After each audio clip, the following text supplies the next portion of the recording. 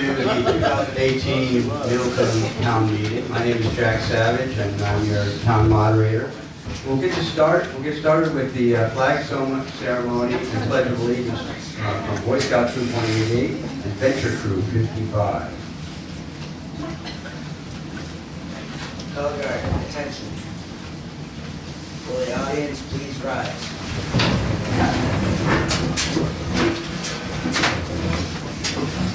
Color guard, advance.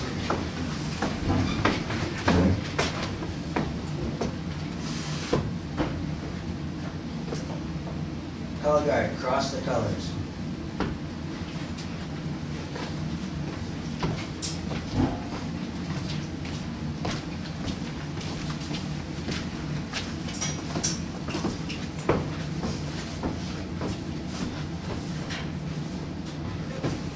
Color guard, post the colors. Please join us in the Pledge of Allegiance. I pledge Allegiance to the flag of the United States of America and to the republic for which it stands, one nation, under God, indivisible, with liberty and justice for all. 2. Color guard dismissed.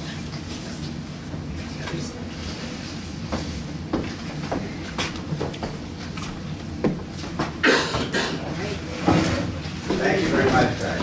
Thank you very much. Give them a big hand.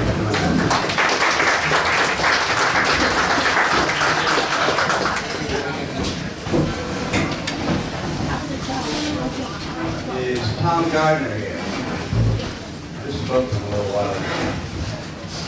I don't see him here. Let's give him a few more minutes. Meanwhile, are you interested in hearing the results of the ballot election on Tuesday? Yes?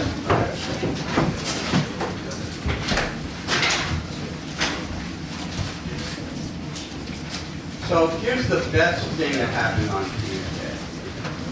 At the beginning of the balloting, all the poll workers tried to guess how many people would turn out. We had a snowstorm, so we weren't sure. And so we had guesses from, I think, 85 to 300. And in the end, we had 192 people cast ballots. Pretty good, I would say, pretty good. And one person nailed it exactly, 192. Who was that, John?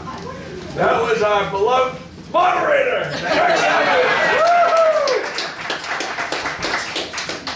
It takes pride in small victories.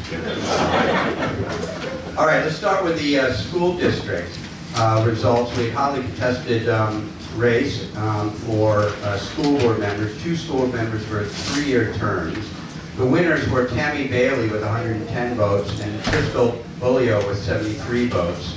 We also had then Todd LaPierre with 57, Catherine Gregory 43, Jenny Kalar with 40, and a couple of write-ins. We had for school district clerk, Kelly Tivnan, 156 votes. Catherine Gay for school district treasurer, 142 votes. Article 2, which was the main budget article, carried by 142 to 39. Article 3, which was $7,000 for the Special Education Trust Fund, carried 143 to 44. Article 4, which was $15,000 for the Bus Capital Reserve Fund, passed 137 to 50. Article 5, which was $5,000 for the Construction Renovation Repair Fund previously established, passed 138 to 50. And then there was one other race, that was moderator. And just to show that democracy isn't always perfect, you voted in Jack Savage with 35. On the town side, Board of Selectmen contested race. John Hotchkiss carried it with 123 votes, with 58 for Joshua Gregory. 4 running for town treasurer. And Sandy Brutal won that race with 76 votes. Next was Linda Dunn with 54. Kathleen Gregory with 30, and Tracy Donovan Lavalette with 27. Budget committee members, Bonnie Gagnon on the ballot, won with 60, and then Ken McMullen got 10 write-in votes. Are you here, Ken? There he is, right there. So are you planning on accepting that position? Is it write-in? Yes. Good, that's great, okay. Then 2 seats for a 2-year term on the Budget Committee was Roxanne Tuskegee, 132, and Tracy Donovan Laviolette with 49. And Cemetery Board members, Roger Maines had 18 write-in ballots. You know Roger? Roger here? Yeah, I saw you earlier. Where are you, Roger? He'll be back there. Well, what I would know is that when people think of dead people, they think of Roger Maines.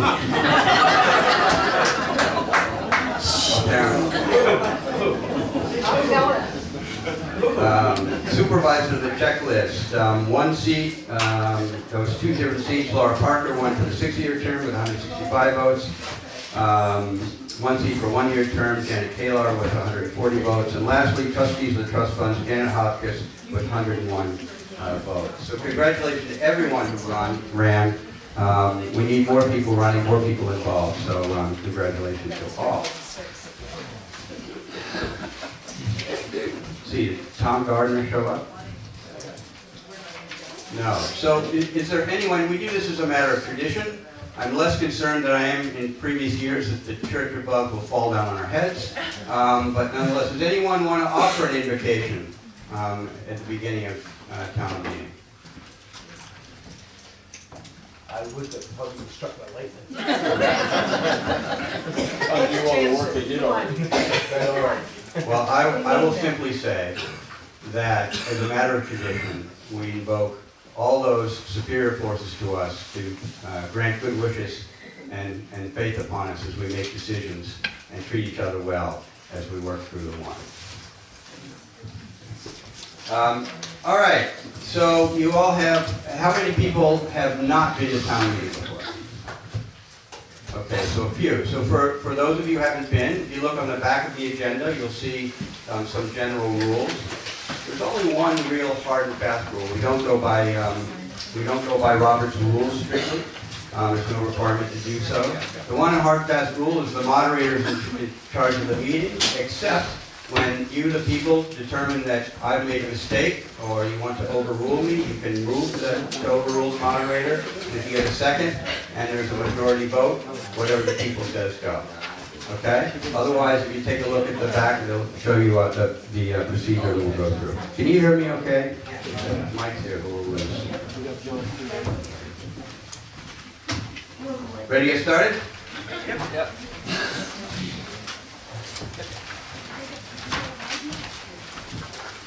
All right, obviously Article 1, we dealt with on Tuesday. So we'll move to Article 2. To see if the town will vote to raise and appropriate the Budget Committee's recommended amount of the sum of $737,617 for government operations. The Selectmen recommend $772,936. This article does not contain appropriations, contain a special or individual articles addressed. A majority vote is required.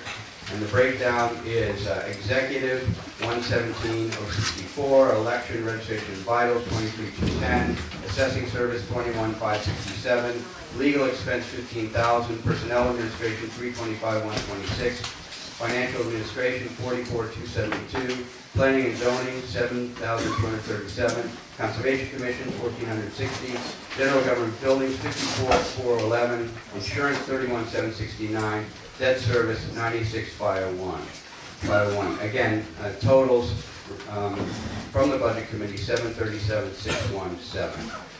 Do I hear a motion to approve the article as read? Janet Hotchkiss, I make a motion to approve it as read. Thank you. And is there a second? Second, Kevin Fowler. Great. Thank you for stating your name. We have a new town clerk, Kathleen Blaney, and so she doesn't necessarily know everybody's name, and I can't remember anybody's name. So, hearing a motion and seconded, Joe, if you want to talk a little bit about what's in this article? Yeah, the basic difference is the executive line, personal administration, and financial administration, and that's a 5% increase to the wages. Other than that, everything stays the same. The Budget Committee recommended 0 after some deliberation, and we recommend 5%. Let you people make the decision. So. Any questions or comments on Article 2? Yes. Marcia Stevens, is that a 5% raise across the board Yes. for every? Yeah. There was another question or comment back here, another hand back there. Same question. Same question, okay. Other questions or comments? Yes, Ken. Last year, the budget committee proposed, I believe that's what we're talking about, here, recommended by the budget committee. Correct. Last year, they proposed a budget for $696,000. This year, it's $737,000. Represents a 6% increase. But I believe the only area that increase is in the personal admin. And I just try to get the budget if that's true.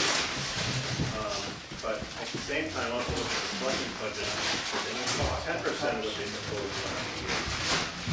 In a nutshell, I'm kind of curious, what are we actually spending in comparison to the proposal? Okay, so anyone here from the budget committee wants to address this question? The Budget Committee's budget is exactly the same as the selectmen's budget, with the exception of the raises. Okay, so the second part of your question, Ken, if I understand, is What do we expend, what did we expend for last year. this one, yeah? So that would be in the book, right, in one of the MS forms? Can we find what page that's on? 14. Page 14?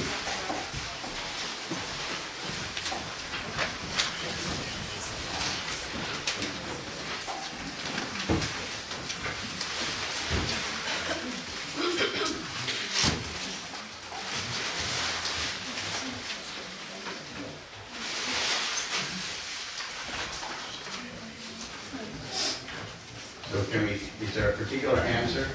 Sometimes they're rolled up a little differently in the MS forms than they are in the warrant article. So the question on the floor is, within Article, the expenses covered by Article 2, what did we actually spend in 2017? For personnel administration. For personnel administration specifically? Can you guys answer that? I'm looking for it.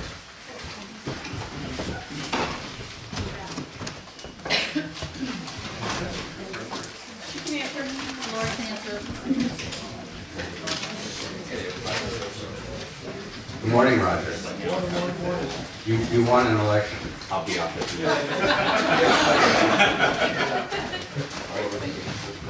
I'll let others tell you what I said about it. Did we come up with an answer to that? Yeah, Laura found it real quick. Laura, okay, I'm sorry, go ahead. Look on page 14, it breaks it out. You're looking at personal administration, which is the 4155 to 4159 category. Approved was $319,694, and what was actually expended was $274,006. So, I have another hand up. Ken, did you have a follow-up question to Well, that? if it's 274, why are we budgeting 325? Okay, so that's a fair question. Selectman, you got an answer to that one? That would be the 5% increase across the board to everybody. No, this budget committee, this That's good. Oh, yeah. So while you work on that, I've got one in the back of the room. Yes, sir. I'm trying to clarify, what are we talking then, 5% or 10%? Which one is it? So what I heard was 5% raise Right. for personnel, but 10% overall in the selectmen's proposed budget. Is that right, what you were saying, Ken? Right. So two different things. 5% just for salary, these are salary increases that are contained within this warrant article, but overall 10% increase. Was that 10% in Overall. the overall bottom line of Article 2? And then you had a question. I'm Tracy, I am on the budget committee. What was approved at town meeting last year was a 2% increase, and then this summer there was a recalibration of a lot of different positions. Some were increased a tiny bit, some were increased up to like 3%. So that is where you're seeing the huge increase. that was not voted on at town meeting. We've done that. Laura, can you provide any, Yeah, what Ken was asking is personal administration. The raises are in that this year, but last year they were not, because they Right. put together this year. What Ken was saying is why did we expend everything that we did? Because that's like the health insurance and retirement, you have to budget so much even if you don't use it, such as health insurance. I mean, you could have two people that didn't, and that's almost, so many thousands of dollars, and you have to budget everything. That makes sense. So that's Okay. all your health insurance, your longevity, your police retirement, workman's comp, unemployment, all of those. And your social security and Medicare are all included in that personal administration. okay, and Joanne first, and I'll go to you. Could someone from the selectman's office explain how Middleton deals with a bottom line budget, and specifically why some salaries were recalibrated during the fiscal year? Sure. Sorry. Last year, the taxpayers did vote for 2%, and that was given from town meeting retroactive to the first of the year, and everybody's pay was adjusted up to that point. At that point, we were working on an internal program within the selectman's office, looking at just the highway department and what they're making for wages versus other people in the surrounding areas. Not towns our side, but the surrounding area, okay? Based on that, we went from June 1st, effective June 1st forward, we made some adjustments to the base rates to the positions that are over there. Not the individuals, but the base rates of that job. So if we had people leave, go someplace else, the highway, the road agent would have a mechanism on the wages to be able to hire and replace those people if they did leave, okay? Based on the averages that the state puts out, okay, in the surrounding area, we've always been in a deficit with paying our people, okay? And slowly over time, through raises and some adjustments to the base rates like that, we slowly bring these people up, still trying to stay within the confines of the budget. And as a board of selectmen, once you vote on, the town votes on the budget, it's our job to stay within the budget, and on top of that, we are bottom line. So if we have a deficit, say in the highway department, and the police department has money that still they haven't used, at the end of the year, we can make adjustments to that bottom line to shift the money around as we need to. And that's the law, and that's what the job is, okay? So. Did you have another question? I could do that. Sort of answered my question, but not entirely.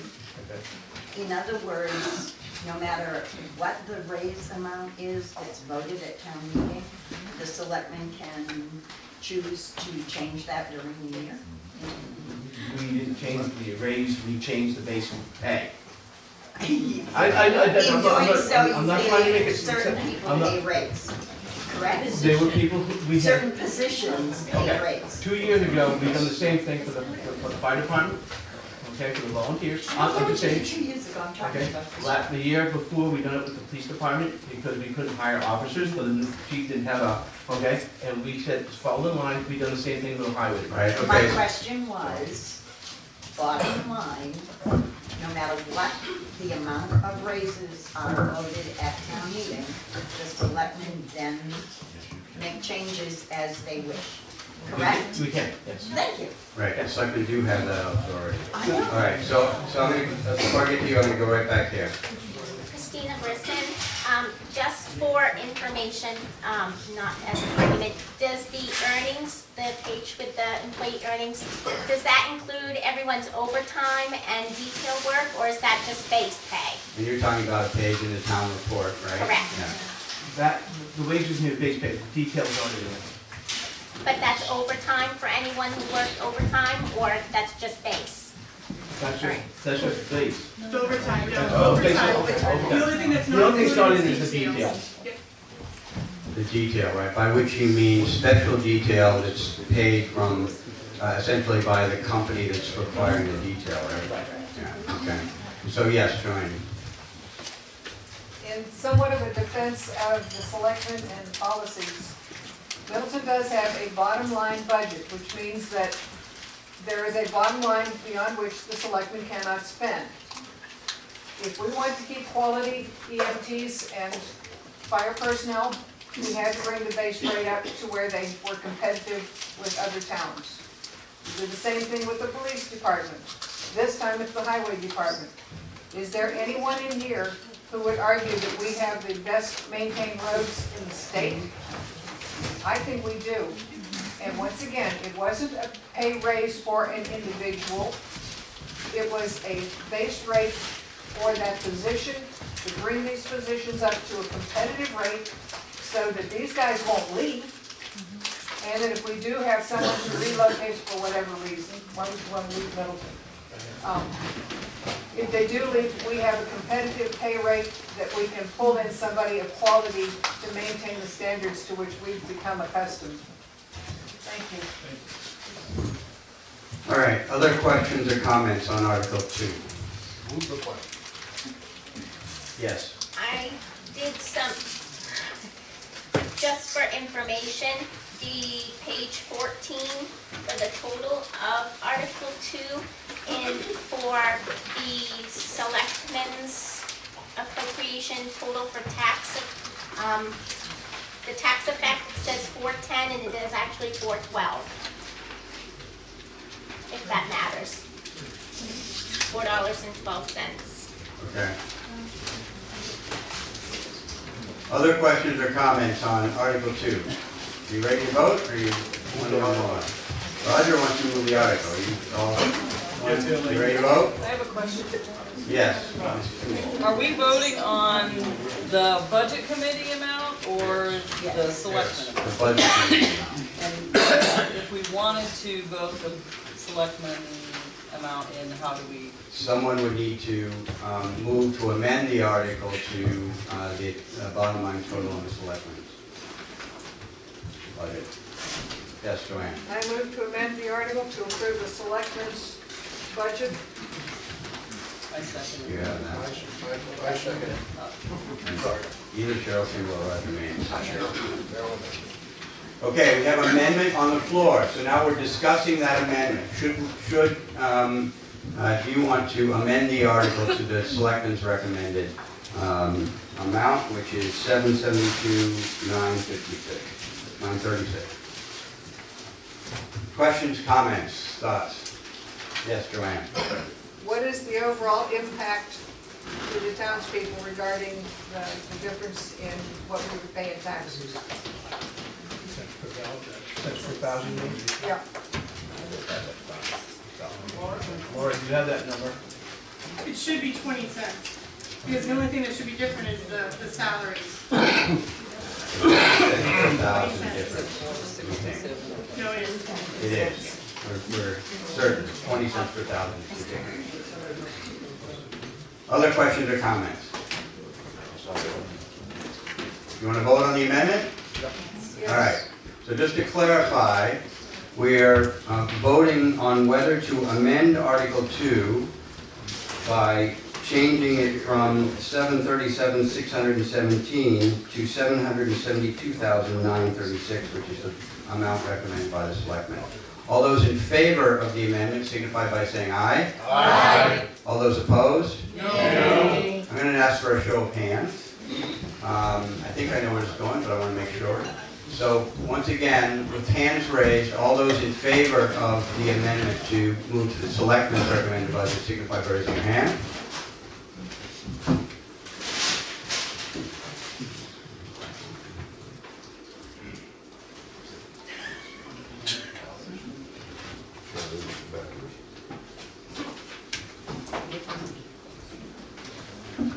What did you have? I counted 20 on this side. Okay. All those opposed? That was just on one side. Right, I understand. Yes.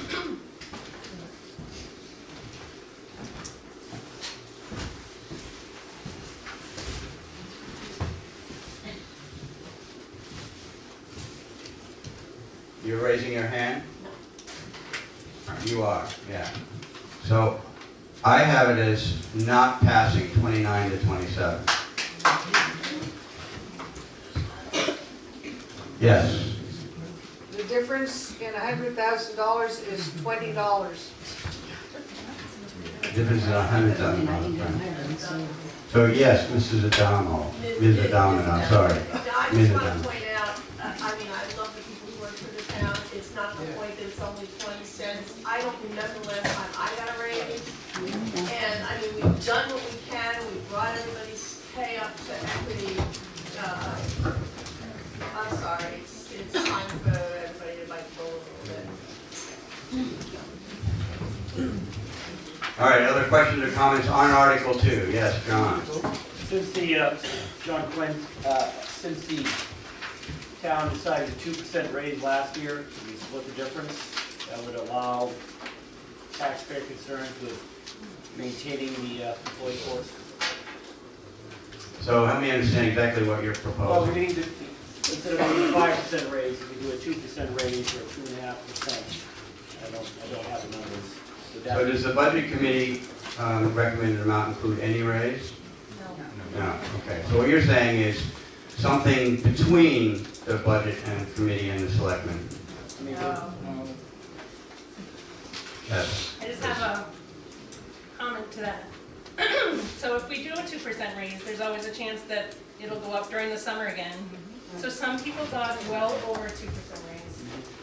I'm just saying that is why we chose to go with nothing, because some people were given quite a substantial raise. And it wasn't fair across the board. Some people, elected officials will receive nothing all year long. Because they're elected. Other questions or comments on Article 2? Yes, sure. I just want to make a comment that, from my perspective, I never want to spend any more money either, but I have confidence in the selectmen that I voted into office to know how the town runs and whether the amount that they came up with was one that they felt like was needed to run the town properly. I just wanted to say that by way of explanation of my thinking. Okay, yes, Joanne? Once again, it's not a question of, we've got good people here in the town. If we do a recount on this, I just want to keep the good people that we have. If any of you have ever driven down New Portsmouth Road, first time we bought that property, we drove down that road. This was before Rick and the crew we have. I thought we were going to be spending the rest of the winter in New Hampshire because I didn't think we could make it back up that hill. Since Rick and his crew have been on board, that road has been free and clear of snow and ice far more times than the storms that we've had. That road is drivable in the worst weather. Yes, Mrs. Kalar. You know, I hear people saying they don't get raises. You want to compare, you compare apples to apples. It's a big difference between private sector and public. Personally, I don't get a raise either, but I'm tired of hearing that. Yes. Mackenzie Person. I just wanted to make a comment that, I don't think any of us are saying we don't have good people that work for this town. We know we have good people working for this town. But 20 cents makes a difference to those who are pinching pennies. And it sounds like we've given lots of raises. And I mean, my father works in the public sector. He hasn't had a raise in forever. And you can't keep giving raises, and that's just my comment. Okay. Other questions or comments on Article 2? Yes, sir. Ted Mayer, Budget Committee. Question to Primary Selectman. Your 5% raise, when they readjusted, was it everybody got readjusted a certain percentage, or did different people, or was it evaluation based? What we did is, after March meeting, 2% across the board as the taxpayers voted. The only place we looked after that was the highway department individually by itself. Okay? And that's what we made our decision on, was just that highway department, nothing else. So the only people affected was just the highway department. Okay, Roxanne. Joe, just to be clear on the 5% increase, the 5% that's put in for the selectmen's recommendation, how does that 5% work? Does that mean automatically everybody gets 5%, or is it something else? It's merit-based straight across the board. 2 years ago, we decided, well, it used to be when the taxpayers voted, everybody got it regardless. 2 years ago, we decided to go merit-based. So each department head will do an evaluation with their employees, and they have a certain amount of money up to what was voted on. If it's 5%, 3%, no percent, whatever.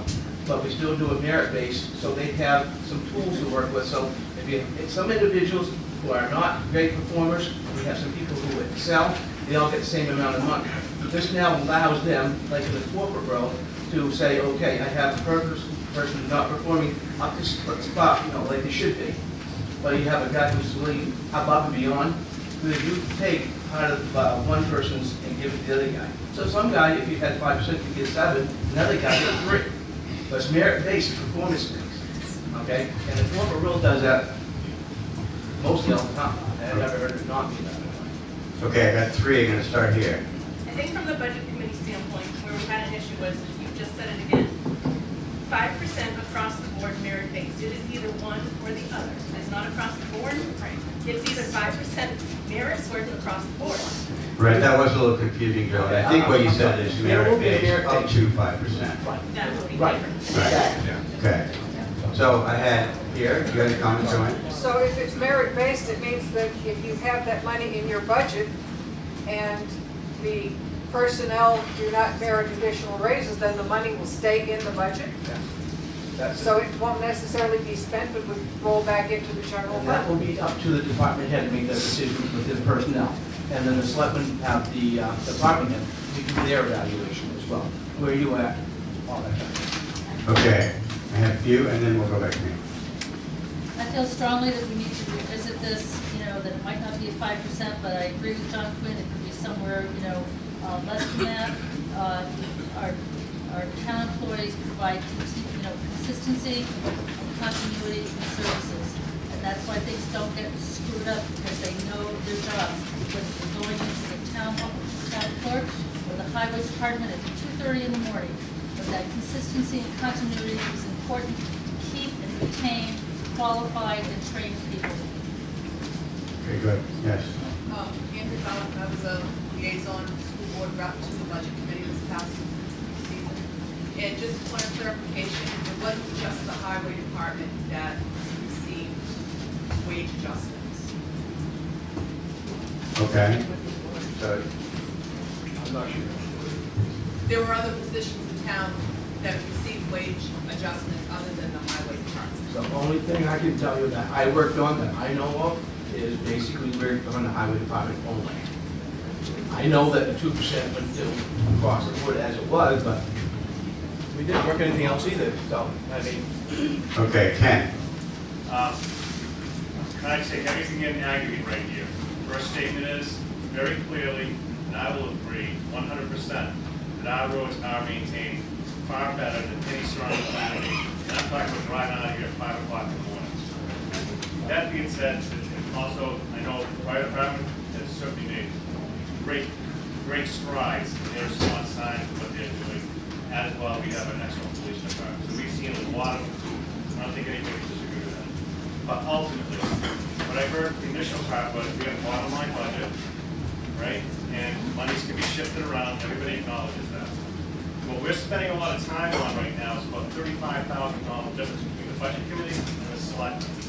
Between having a bottom line budget and fund balance, and the selectmen, as was said, have the ability to make the adjustments to pay as they see fit and as necessary because of confidence in their decision making. We're spending a lot of time right now debating something that really doesn't need to be debated. They already have the authority to do what they need to do to compensate employees. Yes. The selectman secretary was also included in that. Okay. I didn't Roger. hear her. But I agree with Ken, but the big thing is, I think the selectmen are putting this in there because they don't want to pull the wool over anybody's eyes. They want everybody to know that they are looking at this thing. So in the middle of the year, somebody says, oh geez, we gave them, the selectmen did this and the selectmen did that. Now it's up front, it's there, and I agree with the 35,000, let's get it moving on. Okay, sure, go ahead. Just so you guys know too, though, the selectmen have the ability to give, you know, the bottom line budget of the bills. But I don't believe they have the authority to give elected officials a raise. I could be wrong, but I don't believe they can. So, just so everybody's aware of that they don't have the authority to give us the elected officials raises. Janet, yes. Just ask Bernie to repeat what she said, because I couldn't hear her over here. Could you repeat what you said a little loudly, more loudly? I believe the selectman secretary was also included in that raise. For the recalibration. Great. So the issue what says she believes the selectman secretary was included in that recalibration. Yes, sir. Alright, so I don't know, since the amendment to Article 2 failed to pass, Yes, can we move to vote on Article 2? you can, if that's what you wish to do. All right, so the way to move the question is probably the two-thirds vote, is you move the question, and then I need a second. Okay, all those in favor of moving the question, that is to vote on Article 2 as read, signify by saying aye. Aye. All those opposed? Article carries. We're going to vote on Article 2. So Article 2, I'm going to read it briefly. Article 2, to see if the town will vote to raise and appropriate the Budget Committee's recommended amount of the sum of $737,617 for government operations. This article does not contain appropriations, containing special individual articles addressed. All those in favor of Article 2, as I just read it, signify by saying aye. Aye. Any opposed? Nay. I'd say the ayes have it. All right, I overlooked something earlier that we take care of. There's a couple of special presentations that some people wanted to make. What's that? No. Let's go ahead and take care of this because that's speaking on late. So who had a special gift for someone? Someone did. Yeah, Ken.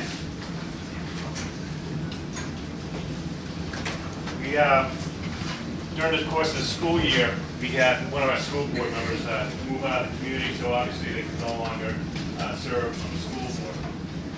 John Malone, if you could come on up here for a minute, so I can harass you. Anybody want to care to guess when John came into town? Because I don't know. 1802. I told you about that. What I know, John, is I think you were fire chief back in 1970, somewhere around there, and were instrumental in. Bill, how old were you in 1970?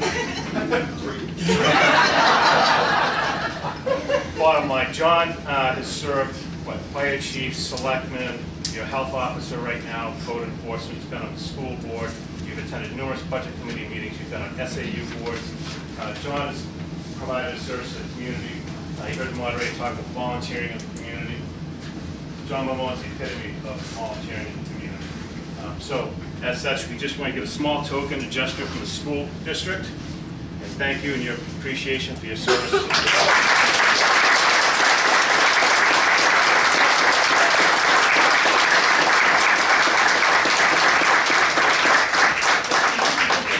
Not bad for a 29-year-old. You up for this? No, I'm not in this one. All right. Thank you very much. Like it also, it's not 29 years, but it is 20 years. I'd like to thank Andrea Bauer for 20 years worth of service to our town.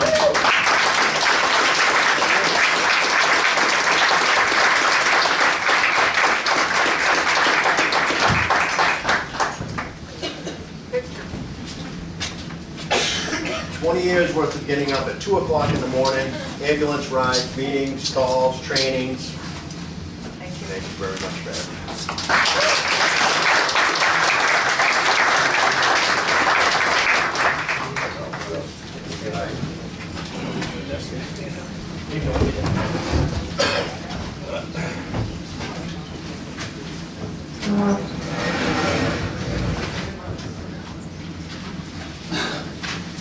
All right, good morning. I'm John Hodgkiss, one of the selectmen. The only way to stand, you can see me, maybe in front here.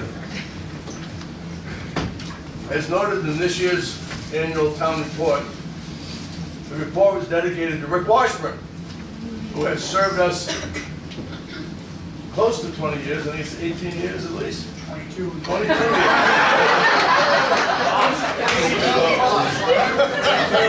John, how old were you?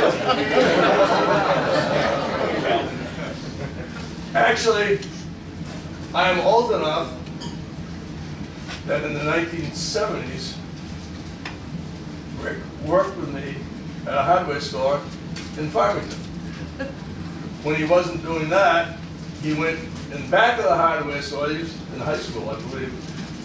Could have been grade school. No. He went in back of the hardware store and worked on Volkswagen engines with Paul Duros. Okay? In this town, he has worked very hard to keep our roads safe. He has gone through classes at the University of New Hampshire to become a master road agent. We all benefit from his roads. He has worked very hard this year, as his crew has done as well. I think he needs another piece of equipment. All right? I know money is short, but the selectmen took it upon ourselves to get another piece of equipment for him. Rick, would you come up, please?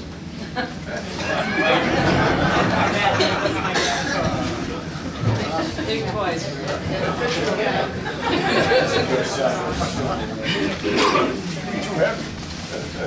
You're gonna like it, man, I'll tell you. For all your hard work, you now have another piece of equipment. Thank you very much.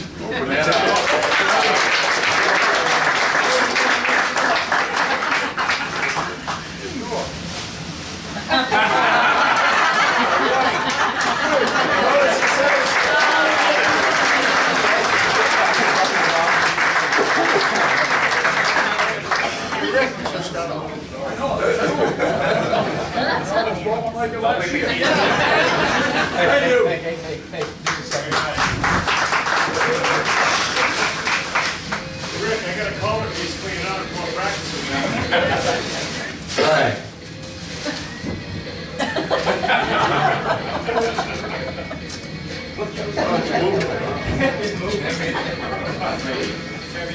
All right, if we can get the selectmen to stop playing with their keyboard. Okay, let's have AC. All right, so this is up to you, but I would point out, later on in the warrant, we have Article 16, which is a vote to disband the Budget Committee. By statute, we must vote on that by ballot, and by statute, we must keep the polls open for a minimum of 1 hour. So if anyone is interested, you can move to consider Article 16 now, and we can discuss and have full discussion of it, and then vote on it by ballot, and then keep the poll open for that vote for an hour to talk about other articles. So I hear a motion to do that. Randy Talon and Roger Maines second. All those in favor of considering Article 16 now, following Article 2, signify by saying aye. Aye. Any opposed? The motion carries. So we're going to move to Article 16. Article 16, to see if the town will vote to disband the Budget Committee pursuant to RSA 32:14, 2, 3, and 5 of the Budget Committee Law. A majority vote in favor of disbanding is required of the voters attending town meeting on March 17, 2018. This vote will be by secret ballot. Should a majority vote to disband the Budget Committee, it will take effect immediately upon the end of town meeting March 17, 2018. This was a petitioned article. Do I hear a motion to approve it as read? Make a motion. Roger Maines. Is there a second? Second. Roy. What's your last name, Roy? Stewart. Stewart, Roy Stewart. Is there someone here who was part of putting forward this petition article who wants to speak to it? Jack, I didn't write it. It's the person that did came to me for, how to do it. And First of all, is there anybody who wrote it or anybody who signed a petition who wants to speak to it? I just want to give the people the opportunity. I did sign it. Okay, Janet, go ahead. I don't know what the reasoning was behind it, but the budget committee has not been doing things properly for a long time. And they finally got caught at it by the DRA. We currently have 2 budgets that are posted, referencing FSA 32:5, Roman numeral 9, basically saying the budget committee didn't do their job. I wasn't there for the school budget, I had pneumonia at the time. My understanding on that issue was there was a $5 million budget with one particular question asked, and it pertained to the bus drivers and getting raises that were given to them 2 years ago. The budget committee was advised to take it up at deliberative session. I was at deliberative session, the question was never raised. But they signed off on it with little to no problem. Town budget was picked apart, I was there for that. Town budget was picked apart piece by piece on a $1 million budget. In the defense of the budget committee currently, they didn't understand what they were supposed to be doing. Their job is to produce and present a reasonable and responsible budget to the town. This was not done in either case. They didn't do a school budget, they didn't do their own town budget. They went with the budget, they went with the town's, the selectmen's budget with the exception of raises. When they put their raises forward, they originally wanted 2%. They couldn't decide how to do it either. I have often said, if you don't have the time to put into these committees or boards, and if you don't have the time to attend workshops, you shouldn't be on them. And that's the situation here. I know that at this point, I still have to come before them with the village district budget. And that was not properly posted for public hearing. I just don't think at this point that the budget committee is worthwhile. Okay, is there anybody on the current or past budget committee that wants to speak to this? I'm on it. I'm on it. I'll speak to it. Yeah, go ahead, Roxanne. I was asked to be on the budget committee this past year, and I willingly volunteered to do that. I've been to every meeting except for maybe one. I do work a full-time job. We were not offered, 3 of us, I think 4 of us are new to the budget committee this year. We were not offered any information as to obtain through the state that there are workshops you can take. We were not offered that. We were kind of thrown into the middle of it and with little guidance. And my feeling is we did as best we could with knowing what we know. And being berated and told what we're doing wrong all the time is not really encouraging. So I'm just, and I have faith in the selectmen that they're gonna do a good budget. So if I'm saying we went along with their budget, yes, we did. And the only thing we came back with, we said, we want the townspeople to decide whether people should get a raise because it's your money that you're spending.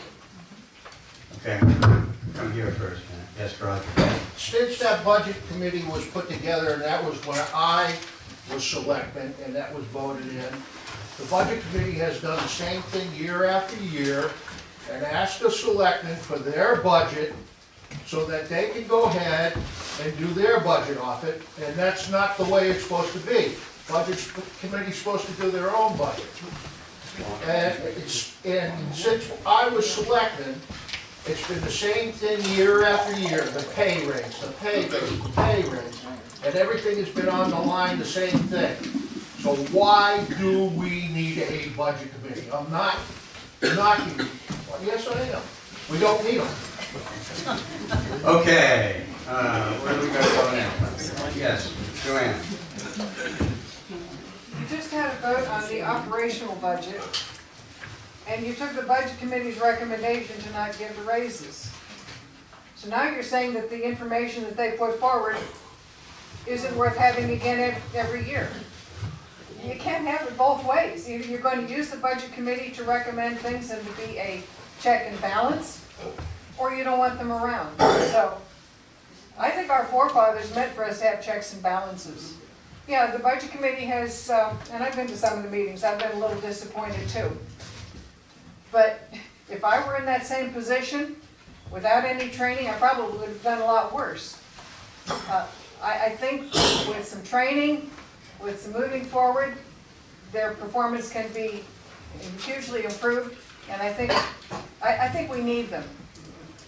Okay. Sometimes it's just not perfect, but you took their vote on one thing, now you're telling me you don't want it. Doesn't make Okay, sense. there's several hands up. We can start back there. We'll get back to you, Jane, eventually. So, Mackenzie Brisson. I just have a couple of comments and maybe a couple questions. First of all, thank you so much to the Budget Committee for volunteering your time. We really appreciate it.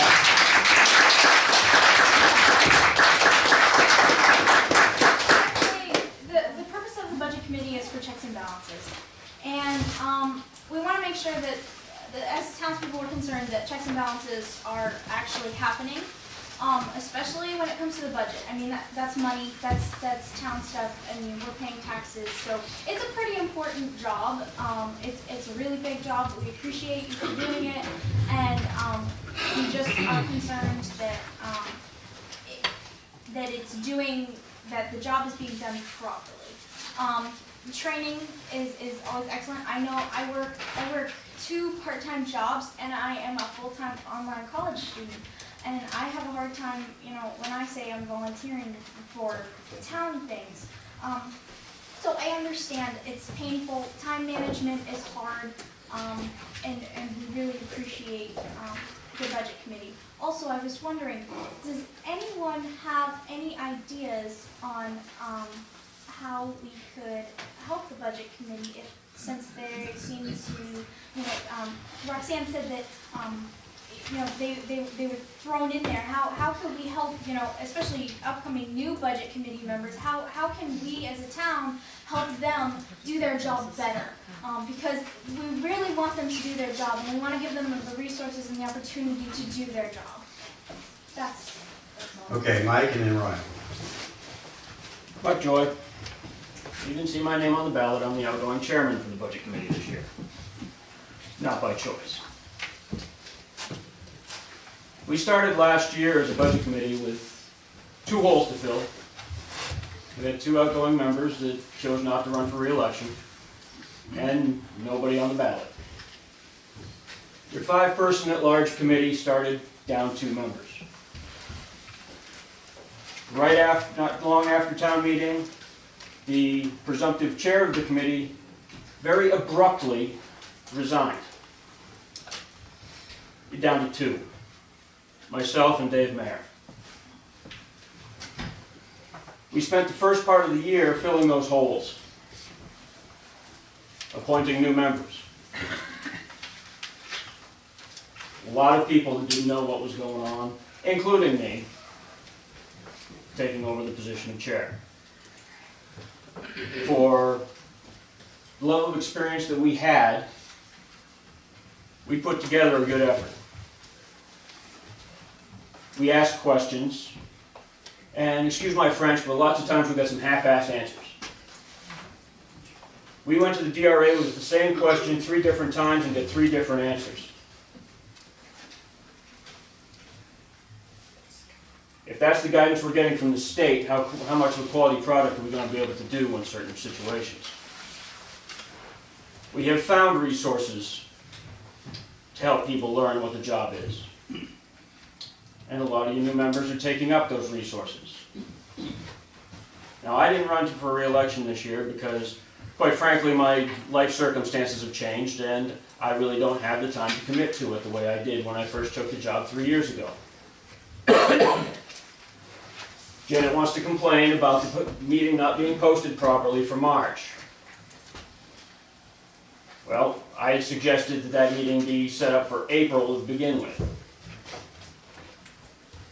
Maybe it didn't coordinate with their meeting, but that was a change from our last regularly scheduled meeting when I made the suggestion in the first place. You're still dealing with volunteers, and sometimes things can't get hopped on maybe as quickly as certain people would like.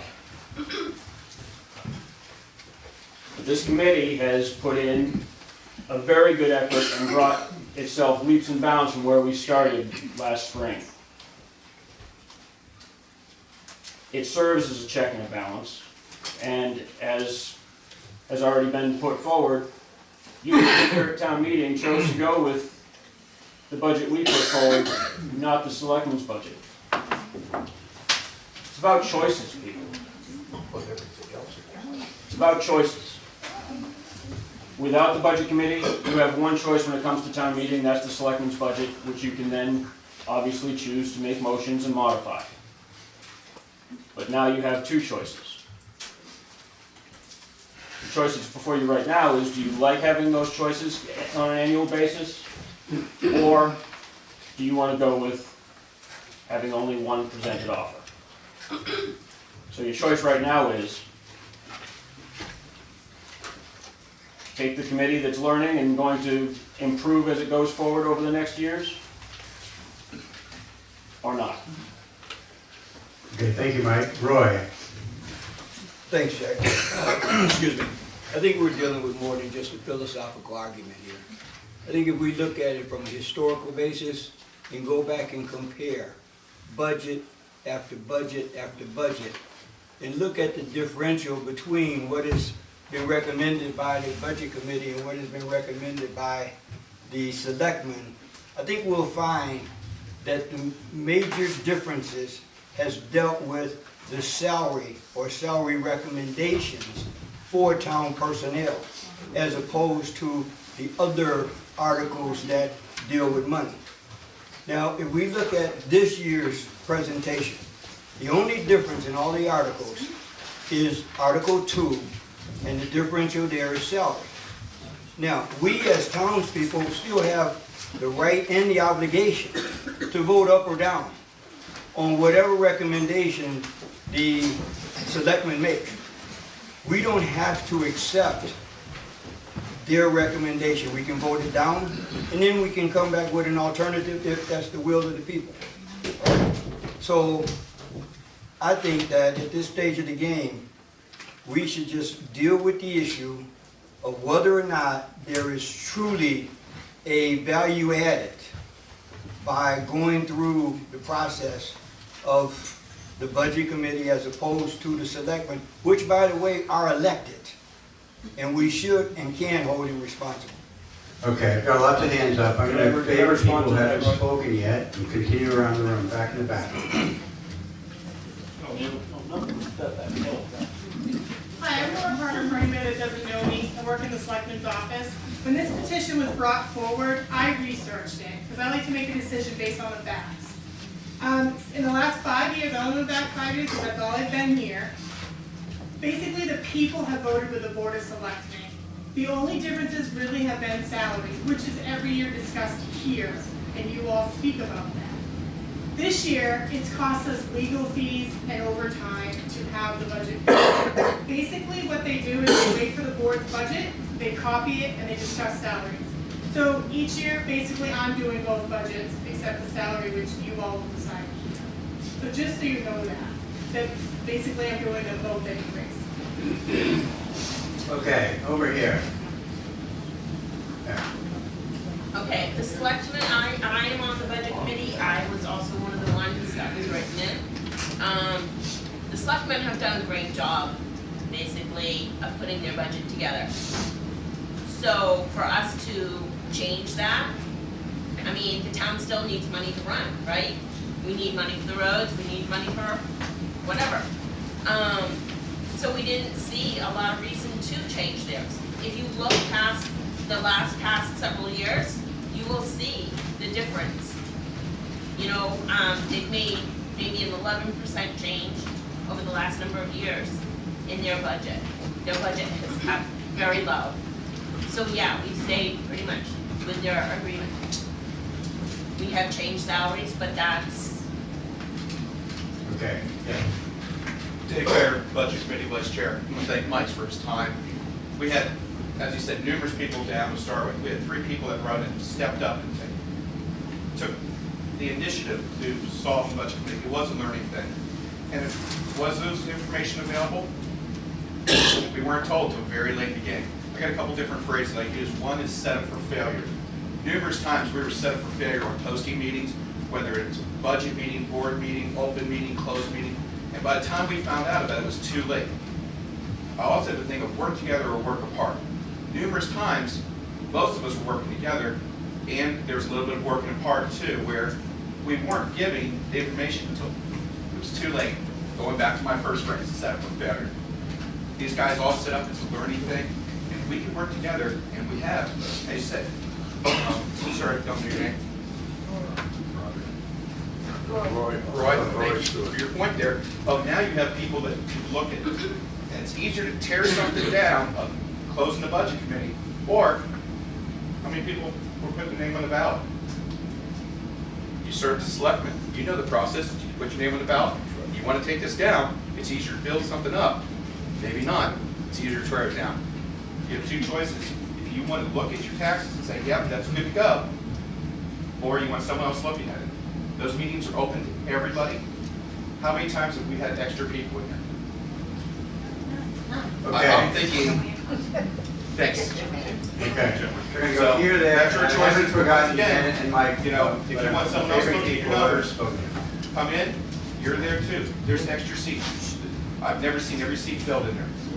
Just saying. Okay, Tracy. I'm also on the budget committee. You should know that there was a long list of people that were called, and we were the 3 so-called suckers that said yes to this, because I'm guessing on why half the committee walked out last year. Also, the budget committee is also elected, and you can change the budget from 10%. That is all you can change, 10% below or above. I just wanted you to know that I asked in the beginning because I had no clue what I was even signing up for. I said yes, they needed me, so I came. I asked for any pamphlets, any information on what we were supposed to do. I was told there was nothing. We were given a brand new selectman who was just put into office last year. And occasionally John would go off with Joe, we would swap. Their answers were completely different that they would feed us. We can only go by what we have. I spoke to several older budget committees. We were supposed to attend classes in Concord. We were supposed to have training manual books that were delivered to us every month. That never happened. So we were flying blind. Just an example was our January 31st meeting. We were told at that meeting that we could not submit our budget unless it was done by midnight. The very next week, we were told, oh, you can do it. We just figured it out. Janet, you were the one that said that. You can do it as long as it's by tomorrow. So this is what we are dealing with constantly. It's not fun. Okay, I'm gonna go back in the corner. I am Parker Pruitt. I second what Mike had to say. You know, we are U.S. citizens. We have the options of running with A, selectman budget, or B, with a committee that's going to oversee that budget and give us options. And then we can choose. That's why it's in place. I certainly respect that, and I think it's worth a vote to support you guys and keep our eyes clearly on our budget that's workable for both parties.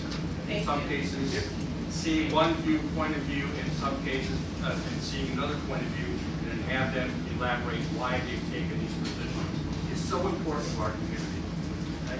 Okay, I'm gonna go to Luann and John Quinn and you. Okay. Well, that was a good one, thank you. The budget committee has not had people, the budget committee hasn't had people showing up at their meetings. We have people that show up at this town meeting that I see once a year at the town meeting. Now, do you really think that during those 364 days, you're going to learn enough about the workings of the town to come to this meeting and make an informed decision without the budget committee's input? If you don't come to the town selectmen's meetings, you don't go to the budget committee meetings, you don't go to the school board meetings. I went to the last one. Is there anybody else there with me, other than my husband? You don't go to the meetings. You don't know what's going on in town half the time. There's a newspaper article out, there's a website. I don't know if you're accessing those or not. that even if you are, if you want the exact information about what's going on, you need somebody to help you. For my vote, it's the Budget Committee. John? Yes, I believe our elected officials have given a good faith effort, appointed officials as well. You said in the beginning that we need good people to volunteer. They have. They've fallen, they're picking themselves up. They deserve the support of the town.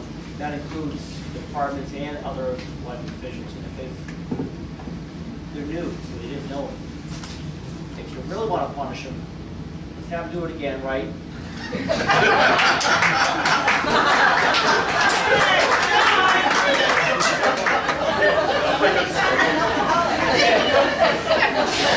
There's still an open position. I hear John putting his name in. All right, okay. I have lots of hands up. We'll get to everybody. I'm going to go to you, and then Marcia, and then we'll go back to Randy, okay? Patty McMullen, I'm for the budget committee. You have to have your checks and balances. The one thing that disturbs me is you can vote in the budget committee's amount that is asked for, or you can vote in for the selectmen. If you vote in for the budget, it really doesn't matter because the selectmen are going to override it for anything they want or feel that is needed. If you vote in for, yes, if you vote in for the budget, it should stay at that budget. Okay, Marcia? I'm amazed that we're spending so much time talking about a volunteer committee. These people volunteer their time. They're not getting paid. Why do you want to disband a volunteer? This town has a lot of volunteers, but they're basically the same people. And I was on the budget committee for 8 years. If anybody wants any advice or help, just call me. What's your phone number? Okay, Randy?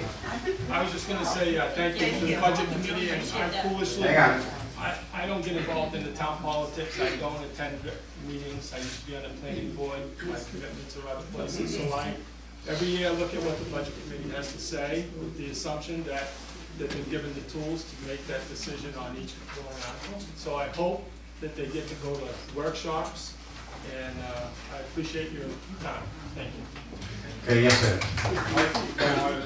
I have one question with respect to Article 16. There's a sentence in there that says this vote will be by secret ballot. So I can talk about that a little bit. It's actually, we're going to conduct it by ballot, not because it says so in the warrant article, but because that's what the RSA requires for disbanding the budget committee. The usual, but typically when you talk about secret ballot, and we can, on any article, you can, 5 people among you can approach me and sign a piece of paper and say, we want this by a secret ballot, and we'll do that for any article on the warrant. In this case, within the RSA, that they quote here, it stipulates the procedure for eliminating a budget committee is to do so by ballot. That by its nature is secret, and to keep the polls open for now. So what you're saying is that's by law? That's by law. That's by law. Let's Correct. move. Okay. Well, before we do that, I've been holding off both Mike and Janet, letting other people speak. So I'm going to give them short, right? Janet, go ahead. First of all, I agree with David, well, not David, Mike, what Mike said. David called the DRA with a question, he got one answer. I called the DRA with the same question and got another answer. I'm not necessarily against the budget committee, I sit on the budget committee. Not elected, I'm a representative for the village district. My major concern is, they have said that they didn't have any guidance. But from the very beginning, because we had an issue last year because there was no budget committee to have a public hearing for the village district budget. Mike, when we attended the first meeting, asked me how we made out. I told him, and then we explained it to the new members coming in. One thing I said to them then, I repeated it many times, and Joe Bailey has reiterated the same thing. DRA has a website and a phone number. New Hampshire Municipal Association has a website and a phone number. You go to them, even if it's just a problem with questions. But there are workshops that you can attend. Unfortunately, they're in the daytime. I understand that. But there's your guidance. You can't get your guidance from Laura. The budget committee is supposed to be checks and balances. You're checking and balancing Laura. She can't do it. Okay. And that's my feeling. It's not necessarily, I didn't write it. All right. Not necessarily disbanding, So but you so I better guess, help I guess the yourself. people are ready to move this question. And I'm hearing the same information over again. Mike, anything new to add? Do you want to add? My only response to Roy was simply, it's already been covered, is that Okay. the selectmen's budget All right. is. Anybody with new comment that hasn't been? Linda? Yes, they covered on Janet, and some of the other people saying this seems to be a personal action. Now, I've been a liaison to the budget committee as a school board member for 2 years, and it's ugly, hard, and disgusting work. No, I don't want to be on the budget committee. No, it's horrible, disgusting, I love it, no, I don't want to do it. It's very hard work, and it seems to me from the outside that it's like a brand new budget committee. It really wasn't staggered positions, like everybody from the old budget committee, when I served, left, so you had a whole bunch of new people come in. Training is hard to attend. I never attended the training for budget committee. Technically, I wasn't on the budget committee. I was a liaison to it. But you can't. You're voting today to dissolve a committee when it seems like some people have issues with the people on the committee. And Okay. if you dissolve a committee, it will never come back again. If you're not happy with the people, and I'm not saying I'm not happy with the people, I totally sympathize with the situation you're in, then you need to either step up yourself and offer to join the budget committee, or replace the members of the budget committee. You know, Okay. if your car gets a flat tire, you don't throw the car in the junkyard, you go and get another tire. You work with it, you develop Okay. it to make it better. All right. I see a couple hands out. Are these new comments? New? Okay, Tracy. I just want to say, I agree with you, Linda. I think it's a personal thing. My only thing would be the article that was left at the end of the table on voting day that talked about how bad the budget committee was. That shouldn't have been in the building according to state law, right? Ken? Since personal was brought up, one thing I'll say is I too, as a school board member, was the ex officio, so to speak. And so I've sat with Marcia. I've had to be across the table with her steely eyes. And what I also will say is that we have 3 people who are on the ballot. I don't know them personally, but I do know they have a very steely personality as well, by experience being on the school board. What? And in the sense that they will scrutinize. You saw them turn around and smile and laugh because they have this great sense of humor. There are residents, they live here. Bonnie, I think you talked about the meet and greet, you've been here 20 years. Roxanne, I've been you- here for 32 30, years. okay. Roxanne, been here forever because she's a Tufts. So ultimately, the other piece is that, you know, we've had some discussion on the school board side. Yes, there were some issues administratively. We just had our reorganizational board. Andrew is now the chair. I'm vice chair. I've also made the offer to go to the budget committee as the ex officio. I'm more than happy to help out from an administrative standpoint, not to interfere with what they need to do. You know, I know years back we had some difficulties, and the last few years Marcia was on, I'd say, "Are you all set?" And Marcia would look right back at me and say, "I'm all set. I got it." So I think just looking at what we have for budget committee now, next year, I'm anticipating to look at the board and say, as far as paperwork goes, they're gonna say, "We got it." So I make a recommendation, we move this question. Okay. You know, we're only two new comments away from a new record. Are you ready to vote on this? John, yeah, okay. Sorry about that. As a town, we have two choices for budget committee. Elected, which is what we're doing now, an advisory budget committee. You folks pick the elected budget committee. The selectmen pick the advisory committee. They're not voted on, they're picked by the selectmen. And while that might sound to be very comfortable as a selectman to pick the budget committee, I believe we need other voices that very possibly might not agree with us. It's important that we have many viewpoints. Ultimately, we come together and decide on what's best for the town. But I think it's important to have different points of view. Okay, are we, is there a consensus, are you ready to vote? Yeah, let's Yeah, okay. So, One thing. you're gonna be the record setter. If we have an advisory, that doesn't go in the book.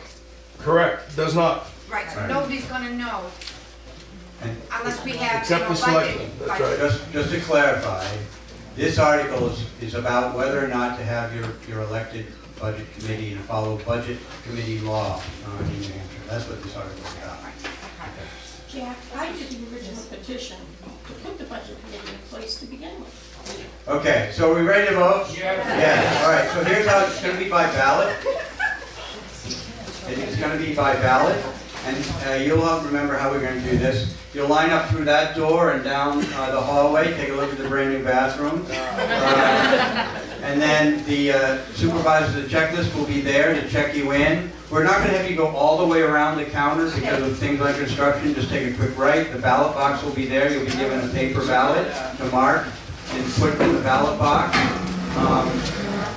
We will vote, we will come back and continue the meeting. It's now 10:18, and so we will wait for at least an hour before I think we take a break then to count the ballots. So the ballots are made up, what do they say on them, Laura, the ballot? I believe they say, It says, disband a budget committee, it says disband yes, keep no. It's very simple. Okay, it's clear. It's backwards. It says disband yes, keep no. Disband yes. The vote, just to clarify, hang on. Nicola? Hang on, hold on, hang on. So the way the article is written is you are voting on whether or not to disband. So if you vote yes, you are disbanding. Why does it have the word keep under no, with no? Because that's the way the article is right, we are not disbanding. Right. So just to clarify, is anybody, right, so, Keep it. hang on. What Tracy's pointing out, right, is potential confusion on the ballot.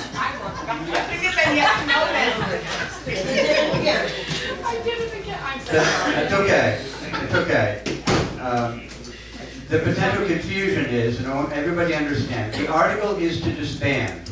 If you want to disband, vote yes, right? That's what the article is. If you do not want to disband, you want to keep the budget committee, vote no. Yes, disband, keep no. Everybody got that? All right. Okay. So, two things. Supervisor, the checklist, if you could let me know if anyone shows up that wasn't here earlier, so we can make sure they understand that the polls are open. And two, I was asked sort of at the end there, who counts the ballots, and that's something I do. So after at least an hour, when we're ready to take a break, I will take the ballots out of the ballot box and I will count them. And we do that in public, so we'll just do it right out there and so everyone can see what we voted. Right? Yeah. We need a total of what we have. That would be helpful to know how many people voted based on, how many people have checked in? At this point, we have 58. 58. Okay. All right, good. Because if we get 60 ballots, that will be a problem. Vote early and often. All right. We ready to move on to Article 3? Okay. Article 3, to see if the town will vote to raise and appropriate the Budget Committee's recommended amount of the sum of $471,592 for public safety operations. The Selectmen recommend $471,592. This article doesn't contain appropriations containing a special individual warrant articles addressed. Majority vote required. Include police, $332,753, fire and rescue, $63,211, EMS, $60,300, building inspection, $8,528, emergency management, $1,300, and county dispatch, $5,500, again for $471,592 is the Budget Committee's recommended amount. Do I hear a motion to approve the article as read? Patty McMullen, is there a second? Janet Hodges. Janet Hodgkins. All right. So Joe, do you want to address this article? Yeah, I guess it's pretty self-explanatory. I mean, this is our recommendation and... Is your mic on? Yeah. Hold it right up to your mouth. It's pretty much self-explanatory that basically I have a recommendation with all of the budget committee, so, I mean, unless there's specific questions about it. Questions or comments, John? John Quinn, I see that the budget went up from last year's expenditures. Do you expand on why? Where's it going? So what is it? It's up by how much, John? About $40,000. 40? So, any comment on that from the selectmen? Well, yeah, there's basically some additional training for the fire department, that sort of thing. They put in more.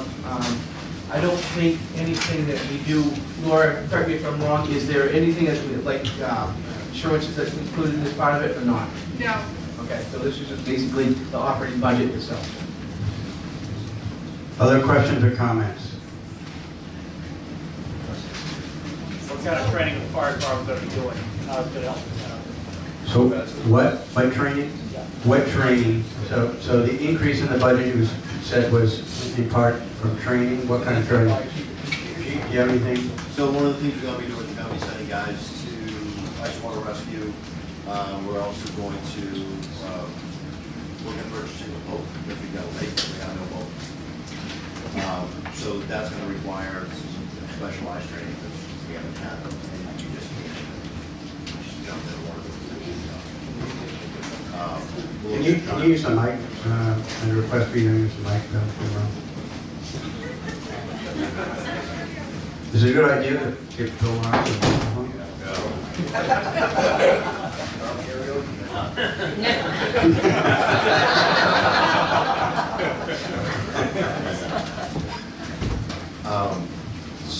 So we couldn't hear what was said. Me? So we're looking at possibly purchasing a boat, so that's going to require specialized training, specialized equipment. We've got a lake, a couple of incidences on the lake, thank God, nothing lately, but we don't want to be at that need it and not have it. Okay, other questions or comments on Article 3? Yes, Linda. I just have a question with Bill, in order to offset the cost of the boat, consider renting it out for $10 a day or renting. We can do charters, absolutely. Okay, other questions or comments? You ready to vote on Article 3? Yes? Okay. Article 3, to see if the town will vote to raise and appropriate the Budget Committee's recommended amount of the sum of $471,592 for public safety operations. This article doesn't contain appropriations containing special individual articles addressed. All those in favor of Article 3 signify by saying aye. Aye. Any opposed? The article carried.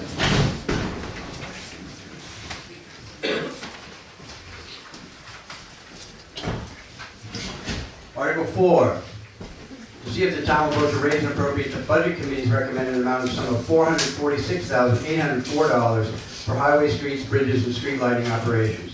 The Selectmen recommend $446,804. This article does not contain appropriations contained in special or individual articles addressed. Majority vote required. Includes Highway 424,404, Street lighting, 2,400, school diesel gasoline, 20,000, and a total of 446,804. So I hear a motion to approve the article as read. I'll make a motion. I need a name for the, Roger? Roger Maine, and a second, Randy Talon.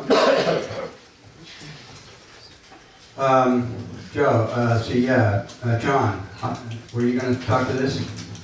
Very briefly, the highway block is an offset, meaning we have to budget here to spend the money, but we get money from the state. It's called the block grant. Likewise, we have to budget for the school diesel and gasoline fuels. Again, the school department gasses up the buses through us, and then the school department pays us. So it's an offsetting revenue, right? All right, questions or comments on Article 4? Move the article. Yes, Jan? I want to thank Rick Washburn for writing the highway block grant with the selectmen. It brings in a lot of revenue to offset it. Other questions or comments? You ready to vote? Yeah. Talk yourselves out on Article 16. All right, Article 4, to see if the town will vote to raise and appropriate the budget committee's recommended amount of the sum of $446,804 for highways, streets, bridges, and street lighting operations. The selectmen recommend $446,804. This article does not contain appropriations containing special individual articles addressed. All those in favor of Article 4 signify by saying aye. Aye. Any opposed? Article carries.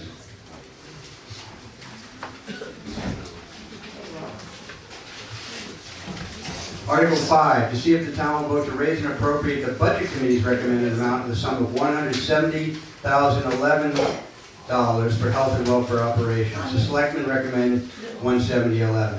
This article does not contain appropriations containing special individual articles addressed. Majority vote required. Includes animal control for $4,500, health agencies for $47.75, welfare for $13,383, solid waste collection $147,353. The total again $170,011. Do I hear a motion to approve the article as read? I'll approve. I have Janet Kalar, and a second. Roger Baines, I second. Roger Maines. John. The biggest part of this is the solid waste collection. There's a contract set through Waste Management. I believe it was a 5-year contract. We're still in the middle of that. At the end of the 5 years, yes, we can negotiate possibly with other companies, but right now we're locked into this contract. The welfare is a guess at best. We did not spend that much last year. We were under budget. That's good. We are thankful that our welfare person follows the letter of the law and is very careful about spending our monies. Where it's needed, she will spend it. Where it's not expended. So even though it says that amount, does not mean that it's all going to be spent. Okay, questions or comments? Yes. Quick question. How does animal control fall into welfare, health and welfare? It doesn't. It's just, this is a group of categories. Animal control is not part of welfare. It's two separate budgets. But the article is to raise $170,011 for health and welfare operations. And it's in there. I think, Patty, over the years and stuff like that, it's always been that category. I mean, personally, I think it should be moved into the police department because they're the ones that control it. Okay? But the ERA has certain numbers that we have to go through. It's always been that in that line item, so we just basically leave it there. I'm going to turn to Laura Parker, who may have an explanation as well. DRA considers that pest control, so it's where they put it and how it's, what it's categorized in.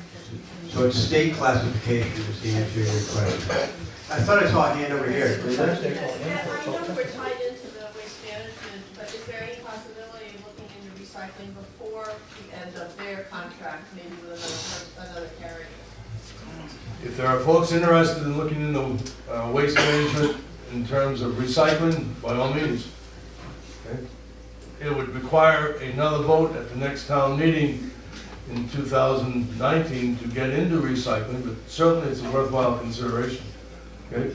We've done it in the past, it did not work out, but that's not to say we couldn't do it in the future. And that has to only be done through petition? No, it could be submitted by, No, what I mean is like, you guys can look into that now. You have to wait for a petition to come across the board. yes. Okay? Okay. Well, if there was a group of, let me just clarify, if there was a group of citizens who wanted to work with the selectmen as a kind of ad hoc committee to come up with potential solutions for recycling, you would welcome that, is that what I'm hearing? Yes. Right, and if there was an article to put on the warrant, you wouldn't necessarily have to be petitioned, the selectmen could put it on the warrant if they had it, right? Well, my question basically is, you guys can call up somebody tomorrow, well, not tomorrow, Monday and say, hey, would you be interested in doing recycling in our town? The problem with getting into that is that when we did it last time, it did not work out. So I'm certainly interested in the concept of recycling. I would need different information than we had last time. Okay, I'm gonna go over here. Yeah, I was just gonna ask a question. Yeah, go ahead. Didn't we vote as a town a couple of years ago to recycle, but it just didn't work? That's correct. Financially, it did not work out. Right, we then subsequently voted not to do it. Correct. Right there. Jeff Fox, so nobody's looking at recycling right now? That is correct, yes. Okay. Yes, John. As I recall from last year, the reason that the town decided not to is because it cost more, like $40,000 more than they expected, and the participation was so low that the word needed to get out. So if the town wants to recycle, and I believe it was also the fact that recycling weighs less than trash. So if you throw out a sofa, it's a lot of weight. That's a lot of tin cans to make up the weight of that sofa. And we just it didn't get the word out enough, and the people didn't understand what they needed to do to get, to make the process work. So I see a couple of Conservation Commission members and board members with their hands up. Let me actually recognize either Carol or Evelyn. Carol, for you first. Okay, what had happened was, yes, we did work with recycling before. Evelyn did check different places in the town, everything. We got a good deal on it. We thought it was going to be a good deal. They told us that the tax or whatever it would be somewhere between 15, no higher than $20,000. Well, when we heard it was going to be $40,000, that kind of dropped things down. So, yes, the conservation group is going to look into it some more.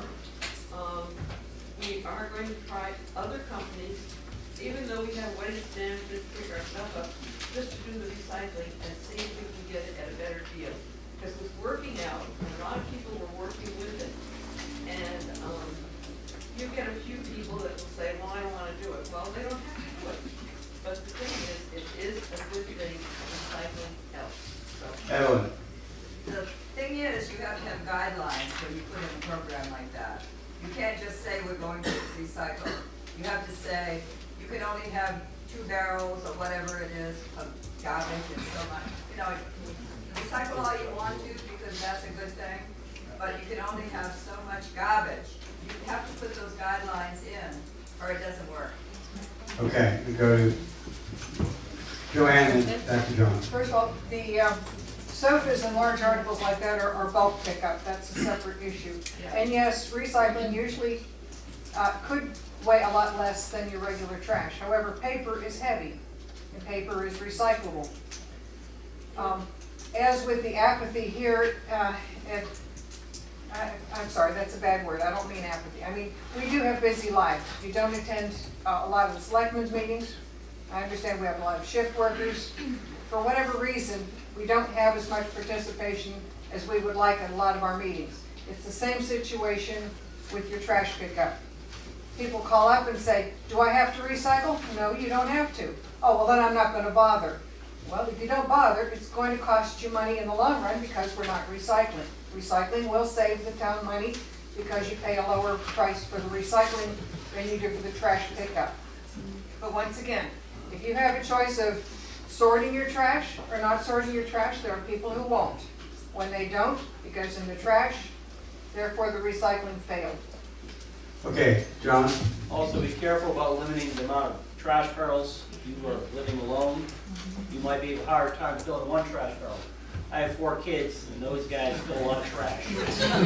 I recycle too, and they still fill the trash. Okay, I'm here to Joe Bailey. Basically, the last program, just to make sure everybody understands, okay? The money that was increased, okay, we said between $16,000 and $20,000. That was the program starting out initially, that what the magic number was. We weren't even 6 months into it, and it's up to 40,000. So that could have been potentially a lot more money. Okay, and that's why it was voted out at one of the meetings, okay? I'm a big advocate for recycling. I really like to see it done, and I think it works pretty well. So, having said that, if we come up with a new program with new people, we'll be more than happy to entertain looking at it and get it reinstituted here. Okay, back to Joanne, then Evelyn. Just so you know, I understand that there are positions where you may have more than what is allowed by the town for trash barrels. There's nothing to say that the selectmen can't allow some exceptions. If you have a large family, a lot of kids, you have a in-home business, a lot of trash with that, there's no reason why you can't come to the town and say, hey, the restriction is 2 barrels, but I really need 3. Can you understand my reason, explain your reasons, and get an exemption to get a 3rd barrel? That's certainly a possibility. Okay, Evelyn, then we'll go to Ann. That was my point exactly, that we have to limit. If we don't limit, then we might as well forget about recycling. Okay, Ken? Wonderful. We're getting back a little bit ahead of the horse. We're getting into something that we're talking about how to execute a plan tonight, please. I do support recycling. I still keep a gallon bin all ready to go, and we're ready to do it. I think what it does require, because I understood that the actual raw material valuations were low, because there was a sudden flood, a lot of communities are doing it. I think there's an economic component called capitalism. So I think it's important that somebody, if they're willing to volunteer, to monitor what the raw material costs are. It may start coming back up. We certainly just keep track of them. Maybe we can start incremental thing. I know years ago we had the tin can bin over here, and then Rick's guys had to start pulling the trash out of it. His stores were staying up here, and that ended it. So there's a whole different way to look at it. But unfortunately, it's what we have before us right now for a budget. And I think a lot of people in the general center, it's worthwhile, let's do it, but we have a different article in front of us right now. Okay, I have more hands up here. Roger? Can the selectmen give us cost per home for that 100? I know when Jack and I and John were on it, it was like $125 a year per home for trash pickup. Do you have an idea what it is per home now? You're not talking about recycling, you're talking about The actual trash pickup. 147.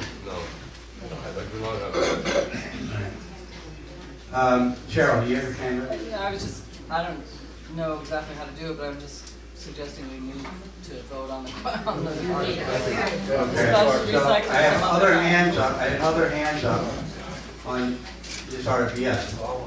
I was curious, I don't believe so, but our solid waste is just household waste. It does not include the school, correct? So the question is that the household waste, this is domestic household waste, it does not include school waste, is that correct? We have, school waste is on a separate budget. School waste is on a separate budget, yeah. And Randy, did you have your hand up? I just want to move the question. Move the question. Are we ready to vote on this? Yes. Yes? Okay, anybody not want to move on this? All right, we're going to vote. Let's see what we have here. Article 5, to see if the town will vote to raise and appropriate the budget committee's recommended amount of some $170,011 for health and welfare operations. This article does not contain appropriations in special or individual articles addressed. All those in favor of Article 5 signify by saying aye. Aye. Any opposed? The article carries. By the way, if you're interested in recycling, and the Conservation Commission is looking into this, there are positions available on the Conservation Commission. So this is another one of those volunteer things, and there's more than the 58 people in this room out there. So mention it to others, and let's see if we can get some, maybe use recycling as a way to reinvigorate the Conservation Commission out there. The other thing I wanted to know, a little historic note, so I was poking around in the old town records. In 1918 at the town meeting, we also voted for welfare, $260 for the welfare of the poor. It's gone up. I think that's about 3,500 in today's dollars. I'm not certain of that. Article 6, to see if the town will vote to raise and appropriate the budget committee's recommended amount of the sum of $4,501 for culture and recreation operations. The selectmen also recommended 4,501. This article does not contain appropriations containing special individual articles addressed. Beach maintenance, 1,000, children parties, 2,500, other culture recreation, 501, patriotic, 500, total 4,501. Do I hear a motion to approve the article as read? Janet Hotchkiss, I make a motion to approve the article as read. And a second? John Quinn. Okay. Let's see, Joe, did you want to speak to this? Yeah, this is the same amount we ask for every year. That's not changed, I think, since I was selected. So basically, that's it. Okay, Randy, you have a question? Move the question.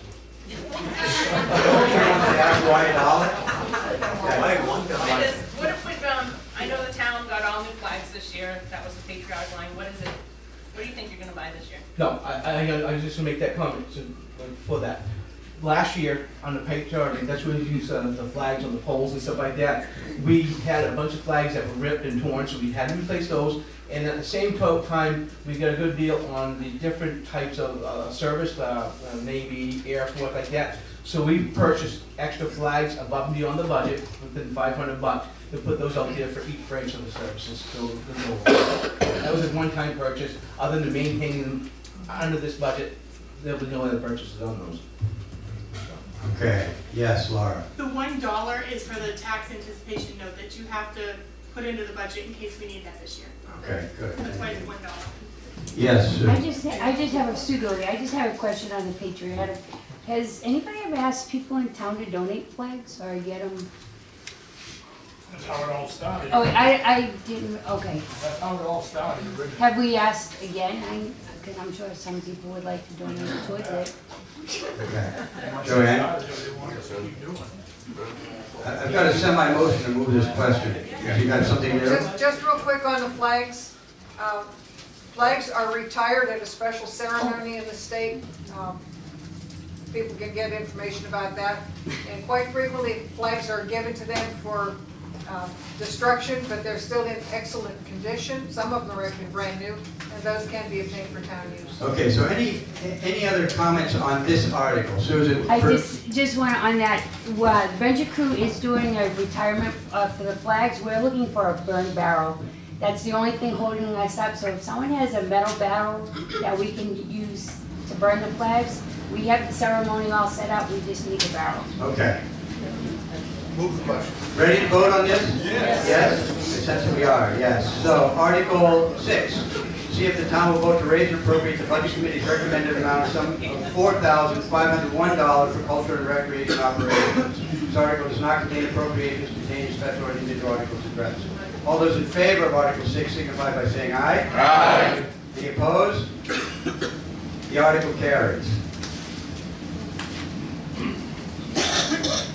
Article 7, to see if the town will vote to raise and appropriate the sum of $200,000 for the purpose of road construction and paving of various roads in town. This is a non-lapsing appropriation pursuant to RSA 32:76 and will not lapse until December 31st, 2022, whichever is sooner. Majority vote required. This is recommended by both the Budget Committee and the Board of Selectmen. Do I hear a motion to approve the article as read? The motion, Patty McMullen. Second, Janet Hotchkiss. And Janet Hotchkiss. So, John, you want to speak to this? Each year we ask for money to keep our roads updated. Rick, if you have any idea of what roads upcoming, but this is the same amount as we asked for last year. One more session, John? Shores area, which is a big road, main line going in, we got more miles, so we're gonna finish up, and that whole area will be done. And we will start on the Ridge Road, hopefully with some of this money this year. But with the numbers and everything going up as much as it is, we're still out the same amount of money all the time. And per mile, you're going less distance, obviously, on top, years ago it was $45 down to $73 a ton, so. We'll go as far as we can on the Ridge Road, but we need to finish the big road areas and call it finished. Are there any questions or comments on Article 7? Move the article. Ready to vote? Yes. Yes? Okay. Article 7, to see if the town will vote to raise and appropriate the sum of $200,000 for the purpose of road construction and paving of various roads in town. This is a non-lapsing appropriation pursuant to RSA 32:76 and will not lapse until December 31st, 2022, whichever is sooner. All those in favor of Article 7 signify by saying aye. Aye. Any opposed? The article carries. Article 8, to see if the town will vote to raise and appropriate the sum of $10,000 to be added to the Highway Department Building Capital Reserve Fund. Majority vote required. This is recommended by both the Budget Committee and the Board of Selectmen. Do I hear a motion to approve the article as Roger read? Mason, Randy Allen, and Roger, you second? either way. You got that? Yep. Yeah, good. John, you gonna speak to this? Yes, the current Highway Department Building and Capital Reserve Fund stands at approximately $137,000. That will not even come close to building a building. We've been talking about getting a new highway garage. It's the early 2000s, okay? We need to keep putting money in. We have talked from time to time of ways to get the money, but right now, we're still just putting money aside to do some work down there, some site work, and at some point, we all live long enough to get a new building down there. All right, questions or comments on Article 8? Move the article. Yes, Make a Jan. motion to approve the article and move the article. You ready to vote on this? Yes. Nobody objects? Okay. Article 8, to see if the town will vote to raise and appropriate the sum of $10,000 to be added to the Highway Department Building Capital Reserve Fund. All those in favor of Article 8 signify by saying aye. Aye. Any opposed? The article carries.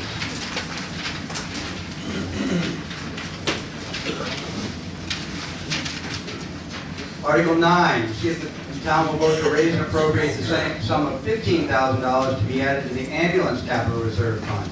Majority vote required. This is recommended by both the Budget Committee and the Board of Selectmen. Do I hear a motion to approve the article as read? Move.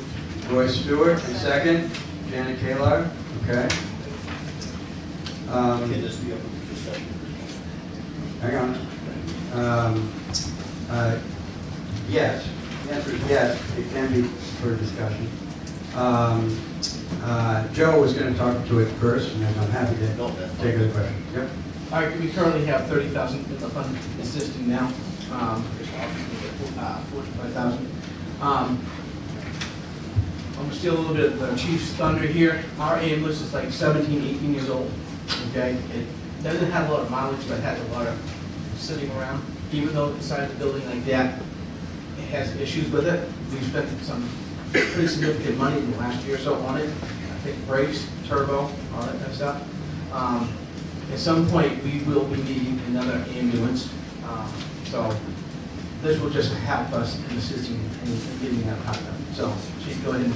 Chief, you want to add anything to that? Yes. Maybe use the mic. So it's That our was a lot. understanding that we have about, what, 179,000 in a reserve, Laura? Revolving We have Revolving. $126,820 in your revolving. Then you have your $30,000 in your capital reserve. Okay, so we've got about 150. My question is, I'm wondering if we can amend this. I've been looking into purchasing a new ambulance. We're looking at about I know this is gonna sound bad, but we're looking at about $208,000 for a brand new ambulance. But that's got a 15, probably a 15 to 20 year lifespan on it. One that we had, it's 17 years old. It's been having problems, we've been out on calls, all of a sudden, smoke starts coming out of it, it stalls. We've had to have other people come mutual aid. So we've been running into problems with it. Looking at a brand new state-of-the-art ambulance that is set for the future for us. It's got plenty of room for growth. It has, one of the companies that we've been looking at has like a lifetime warranty on the box itself. So we can physically actually take that box off the back of the ambulance in 15 years or so and put it on a new truck chassis. So we can repurpose that, reuse it again. But I'm wondering if we can amend, is that up to me to do this? So if you want amendment, you can't amend the purpose of the article.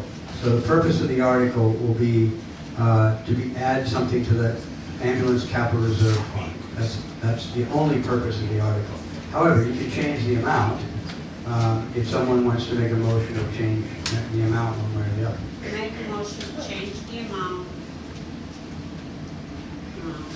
Right now, it's written as 15,000. I'd like to see that written as 50,000.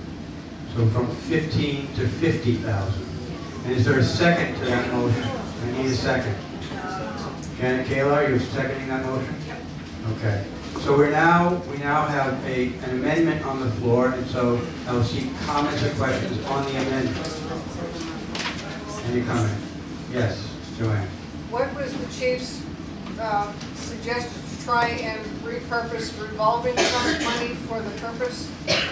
Would there be other options without changing this article? Would you have other options for purchase? So when we transport, when we bill for the insurance, we get between $3,000 and $5,000 a month coming back into that account.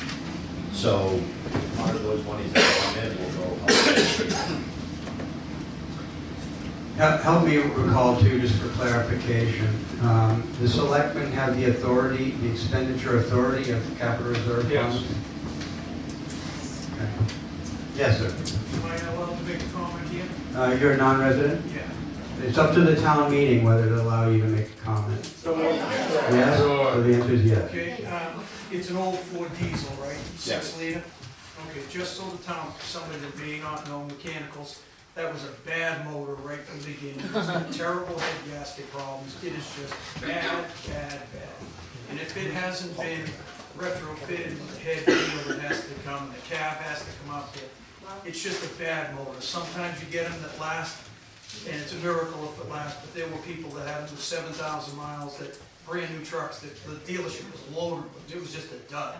So when he's talking about the smoke coming out of it, that's the telltale sign that those heads are on its way, and that thing could go like that. Okay. Just for the record, I did not tell him to say that.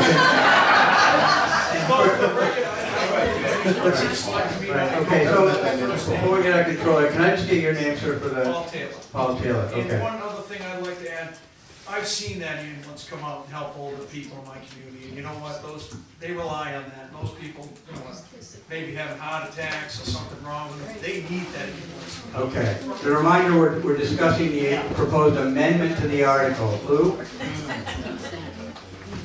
You've been quiet today. What did you say? This is sort of a surprise because either the selectmen or the budget committee have been informed of this topic. Right, and I guess what I'm saying to you is that we're looking at discussing this on the run while we're sitting here, rather than having the budget committee comment on it or the selectmen comment on it. And, you know, maybe next year, but I don't see how we can even begin to consider this for this year.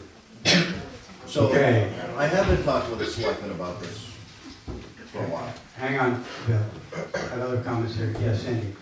Is it possible, he says we need 208,000, we have 129 you said, plus 30,000? About 150 so far.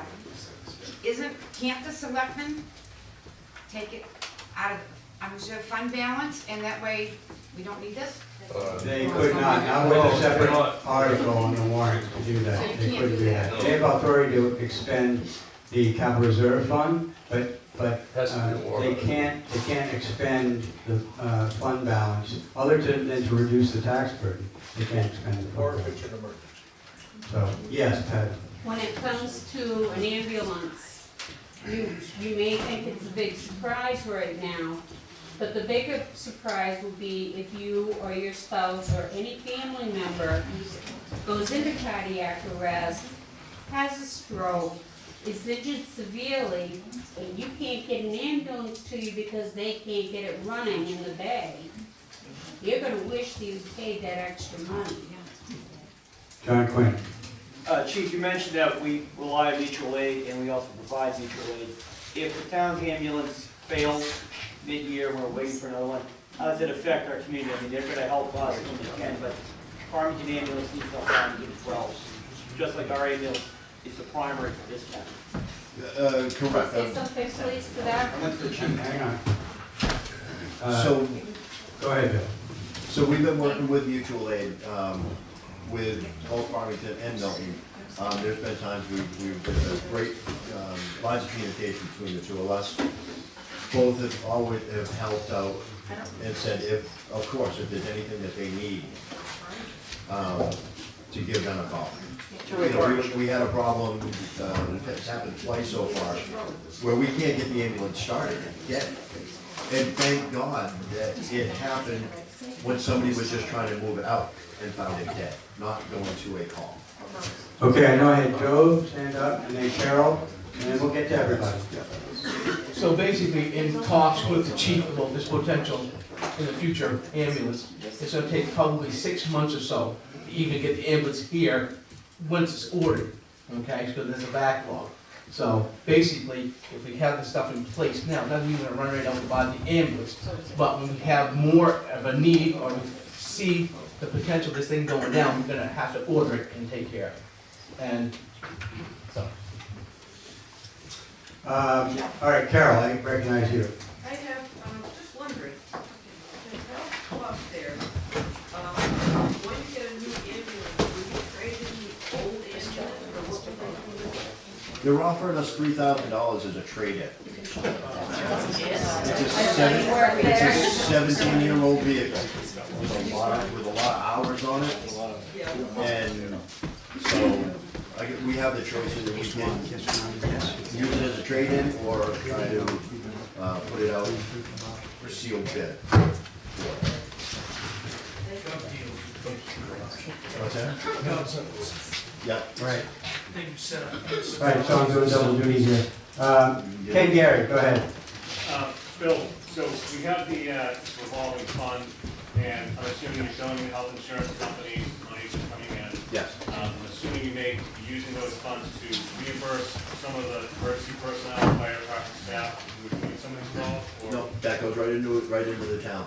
Okay, Yeah. so can you give us a sense of, and I'm just asking from a fiscal perspective, one, I think of, what you're paying to maintain the ambulance, and then two, I'm assuming that revolving fund may be increasing in value, and I'm just trying to get a fiscal sense here of what is the best moment in time, because I'm assuming you understand the fiscal nature of all of this, to purchase the vehicle. Is it 2 years from now? Is it 2 years ago? Where do you fit in all this? And I say this from a standpoint of the school district, we look at school buses the same way. And I also understand that some years back, there was discussion about the ambulance not meeting some of the current standards of emergency care, meaning that they had to be heated or something like that. So I don't think this is anything new. But I do want to get a sense of the fiscal track. Where are we going with the fiscal track of this ambulance? We're spending more right now than we would in having a new one. So the average lifespan of an ambulance is anywhere from 10 to 15 years, depending on its usage. So we're beyond that. This should have been some discussion that happened in the past, but so we're past that 10 to 15 years. Most companies, most departments will get 10 years out of an ambulance. That way it's got some trade-in value, and before they start having a lot of problems. 12 years, yeah. Now we're at 17, so we're really pushing the envelope on that. So So that's one of them. What else did you have? If we have a better ambulance, would you have more opportunity to recoup funds from a health insurance company by more calls, because we do have staff available? Not so much, because we're still gonna maintain our same call level, Yep. our same basic, the level of care that we provide as well. It's gonna provide a lot more safety too for the people riding in the back of the ambulance. We have more harnesses, and I've got some great information on that. But we're also not gonna be, our maintenance cost for it is gonna go down. Because it's a brand new ambulance, anything that's covered, depending on what it is, it's all covered underneath warranty. And this one company that I've been talking to, they don't prorate their warranties. So if it's 3 years, at the day before the 3 years, it's still covered under 100%. Okay, Marcia? If there have been ongoing talks between the selectmen and you, and I know there have been because we even talked about it on the budget committee almost 2 years ago, why wasn't it an article to purchase this year? And if so, can it be done on a lease agreement, or is this something that has to be an outright purchase? So like when you put together the warrant, you want to address that? It's been going on for a long time, more than, as I live this, we're just trying to make it work based on the school, the tax rate, the tax impact, all that. We're kind of like, okay, now we see how the school tax impact has come down. We're just looking now at the future that, we've got to pull the ticket here at some point to do it. We have more money in the fund now. We have, basically, if you approve this amount here, we can virtually purchase it instead of having a lease on it, okay? And we were just waiting and biding our time, just trying to make sure we get as much out as we can without having a problem. Are we pushing the envelope? Yes. Okay, Roy Stewart. Okay. If we approve the purchase and we look forward, would this particular category then go down for future years? Probably not. We should always be putting money into the fund, because at some point in the future, you're gonna have to replace it again, and just, maybe not as much money, but we should probably keep on putting money in, because again, you're gonna replace it in the future as well. I understand, but the question is, would it be at the same level? That would be on the taxpayer, like that, I wouldn't see it have to be at this point, maybe later on, but if we put in, say, 5,000 for the next 15 years, what's it come out to? 75,000. Okay. Roger. Move the amendment. Evelyn, you had your hand up before, so. Just for my own information, I'd like to ask Bill, what is the availability of personnel to cover the runs? Sure, right now we're actually running, we have people that are signing up for day shifts as well as our night shifts. So, Paul Carrier, who's our captain, he's around during the daytime, he's signing up for shifts during the day, so we have a person on during the daytime to run along with Laura, so we have a team during the day. Roxanne out back there in the corner, she also signs up for shifts as well. And Tracy? Do you have the maintenance line of how much you put into it just this year?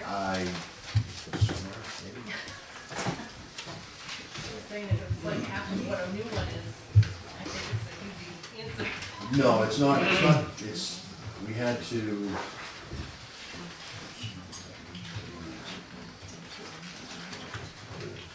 Mr. Moderator? Yes. While we're waiting, ask Laura a question, are we within the 10% rule? Yes. I don't understand that. So if you voted to have a budget committee, which at this point we have, we can't through these amending articles spend more than the sum total of the budget committee's recommendation. Yes. Right, so if the budget committee, add up all of the articles in the budget committee, is $1 million, say, you can't spend more than $1,100,000. Yes, Laura? The vehicle maintenance expenditures was $1,384. Yeah, but I think she's looking at the ambulance. Just the ambulance. That was last year, we've already put more money into it so far this year. Okay, Lindy, something new about the amendment? I just want to know what the tax impact would be if we did change. Tax impact on it, adding, we're going from 10 to 50, right, so 40 to 50? 15 to 15 to 15. That would raise it about approximately 30 cents per thousand. 30 cents per thousand. Yes, sir, in the corner. I'm just curious, the nature of this article that we reviewed, it's certainly an important issue. If you have a way to get in touch with her, I would suggest maybe she call at 4 o'clock. You looked at $15,000, we had it recommended by the president of the board, the selectmen, and now we're looking at 50. If we've got something that's that critical in nature, shouldn't this have been brought up at some other point in time so that we were actually looking at something rather than having it so direct word upon the community at this point in time? I mean, obviously, you've got an ambulance that's hurting, and it's been reflected upon on the selectman side and certainly the chief. I just think the community has, if we brought this to your attention, $15,000, and you know that, then why wasn't that appropriated to $50,000 rather than our discussing it now? I mean, the true nature of the situation is, we got an ambulance on its last leg, is what I'm understanding. So if it's that critical, there's got to be a point in time that that's got to be reviewed. Article 9 was approved by the budget committee and the board of selectmen. I'm not understanding how that can be reflected from $15,000 to $50,000 at the snap of a dime. Okay?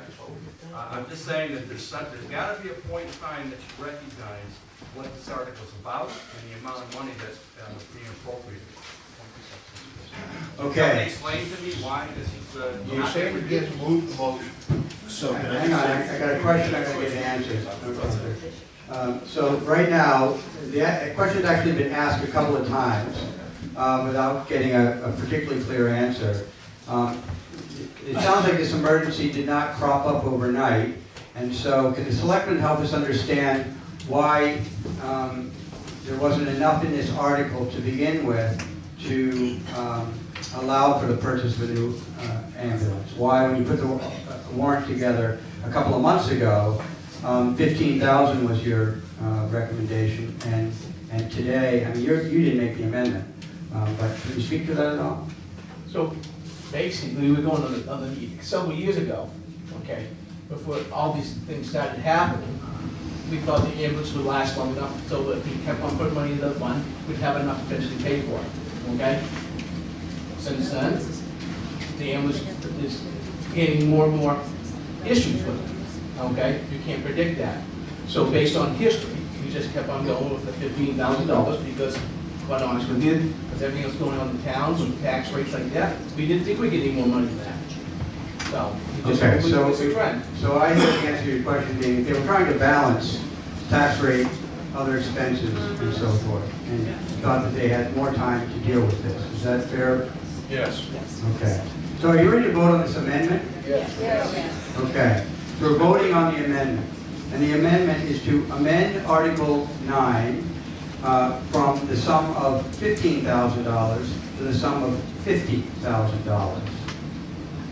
All those in favor of amending Article 9 signify by saying aye. Aye.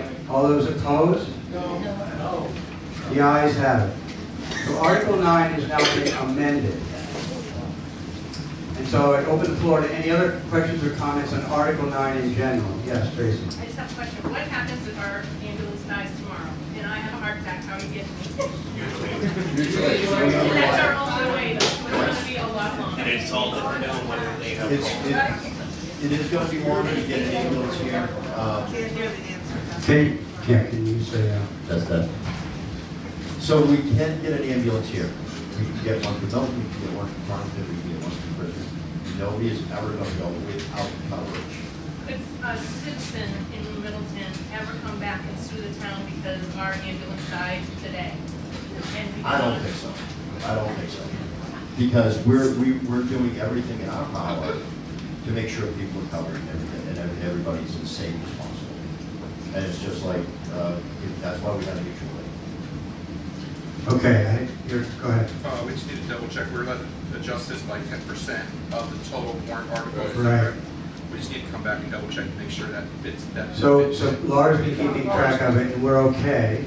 Thank you. It will restrict your ability to make any adjustments going forward. Okay, or deny any later on. Well, possibly. So we just need to double check that, just make a point out. Right, so as I understand it, is that right now, if you approved Article 9 as amended, that would be allowed under the 10% budget rule, even if you voted to approve all the other remaining warrant articles. Okay. The 10% amount, Yeah, according to page 23, Yeah. is 202,500. so Marcia Stevens just said that the 10% amount The overall budget, okay. Just wanted to is double check that. 200,000. Okay. So this is 35. So I have a motion to move the article. Are you ready to vote on Article 9? Yes. Does anyone not want to vote on Article 9? We're going to vote on Article 9 as amended. So Article 9, to see if the town will vote to raise and appropriate the sum of $50,000 to be added to the ambulance capital reserve fund. Majority vote required. All those in favor of Article 9 as amended signify by saying aye. Aye. Any opposed? No. The article carries. Thank you, folks. Thank you very much. Thank you. I've got the anybody want to proceed. Article 10, to see if the town will vote to raise and appropriate the sum of $30,000 for the completion of renovations of the kitchen at the Old Town Hall, to be funded from the December 31st, 2017 fund balance. Majority vote required. Is recommended by the Budget Committee and recommended by the Board of Selectmen. So I give a motion to approve the article as read. Senator Mullen. Second. Second, Roy Stewart. All right, John, what are you going to... Before we talk about the kitchen, we need to talk about how beautifully done this building is. The floor still needs to be done, but a big thank you goes to Cheryl Kimball and John Mullen for pushing this project along.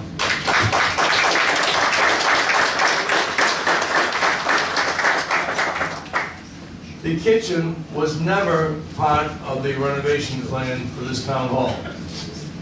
It's an old schoolhouse that was moved and placed next to this building, but it was never part of the L-chip grant, never part of town funds to renovate the kitchen. Through the good efforts of Cheryl Kimball and John Mullen, because the kitchen was damaged when the building was raised, they were able to use some funds from money for this building to redo the ceiling in the kitchen and to make repairs to the floor. Both were damaged when the building was moved up. There is a new cement foundation on the three sides of the kitchen. We're looking for money now to update the kitchen to match what this beautiful building now looks like. We've had estimates from contractors to gut the kitchen and build a wall about a third of the way into the kitchen from the back wall. Talked with many people who feel that the kitchen is larger than what we need for a kitchen that serves people in this size dining hall. We've talked with Middleton Building to get estimates on new cabinets, new countertops. They've come in with a very reasonable bid. We would keep certain items. The exterior would remain unchanged, the windows would remain unchanged. We would keep that beloved 10-burner gas stove. The water system would stay the same. But wait, there's more. When the folks, Steve Bedard and his crew, worked on the floor, it had dropped about 4.5 inches. Men went into the crawl space to get the floor back up to where it's approximately level. They've done that. However, the floor is not safe. They told us that the floor joists have bent, some are cracked. if any of you had a chance during the voting of 20 minutes ago to walk on that floor, it has a certain bounce to it, okay? I am concerned that the original monies that we asked for, 30,000, to come from fund balance, not from tax money, to complete the kitchen, does not include renovating that floor. 2 ways to do the floor. If any of you have done any work in your house, you can appreciate this. The crawl space is maybe 30 inches high.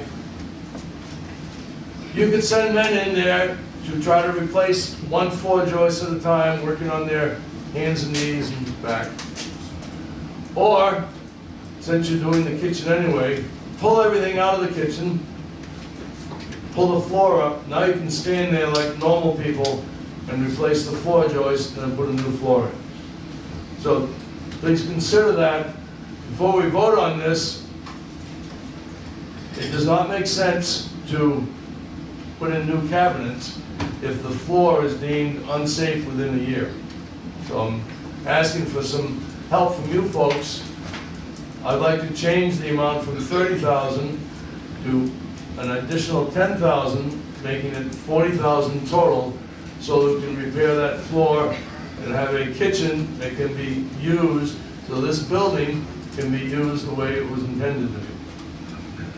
Okay, Mr. Mullen. Yeah, thank you, Mr. Moderator. I move that we increase the funding on the kitchen from 30,000 to 10 to 40,000 to accommodate the reconstruction of the floor, and I'd be more happy to speak to my motion. Okay, and are you suggesting that that additional amount would continue to come from the fund balance? Yes. Okay, is there a second to that motion? And Ken? Yes. So we have a motion by Mullen and a second by McMullen. It's Mullen, McMullen, and then. Go ahead, John. Okay, I don't want to repeat a lot what John says, but the floor is critical to the safety and the use of the kitchen, and if we so decide to do the kitchen. And I hope you all like what you see in this building. There was a lot of work done on this building, and it is a beautiful piece of work in here, not because it's you all that supported us and our contractors and everybody. But that floor, to work on that floor from underneath, and I've been underneath there, and I didn't go too far. It's pretty nasty. It's nasty under here. The floor joists are old timbers that were tenoned into other timbers. The tenons are weak. The floor has a dip. The floor always dipped. The construction, when they lifted up the building and put a new foundation all the way around, it did just add to it, and it just went down. I don't know if you've been in here. I mean, that was, you go over there and that was dropped 4 or 5 inches. So what the contractor did, Bedard Restoration, they kind of did a temporary fix, and they shorted up with 4 posts and lifted it up 4 inches. But if you as a body decide to do the kitchen, it would just make more sense to do it right and have the floor replaced and have the floor replaced from the top. The reason for the increase right now is we did not know until, I would say, 2-3 weeks ago, how bad that floor was until they got underneath there.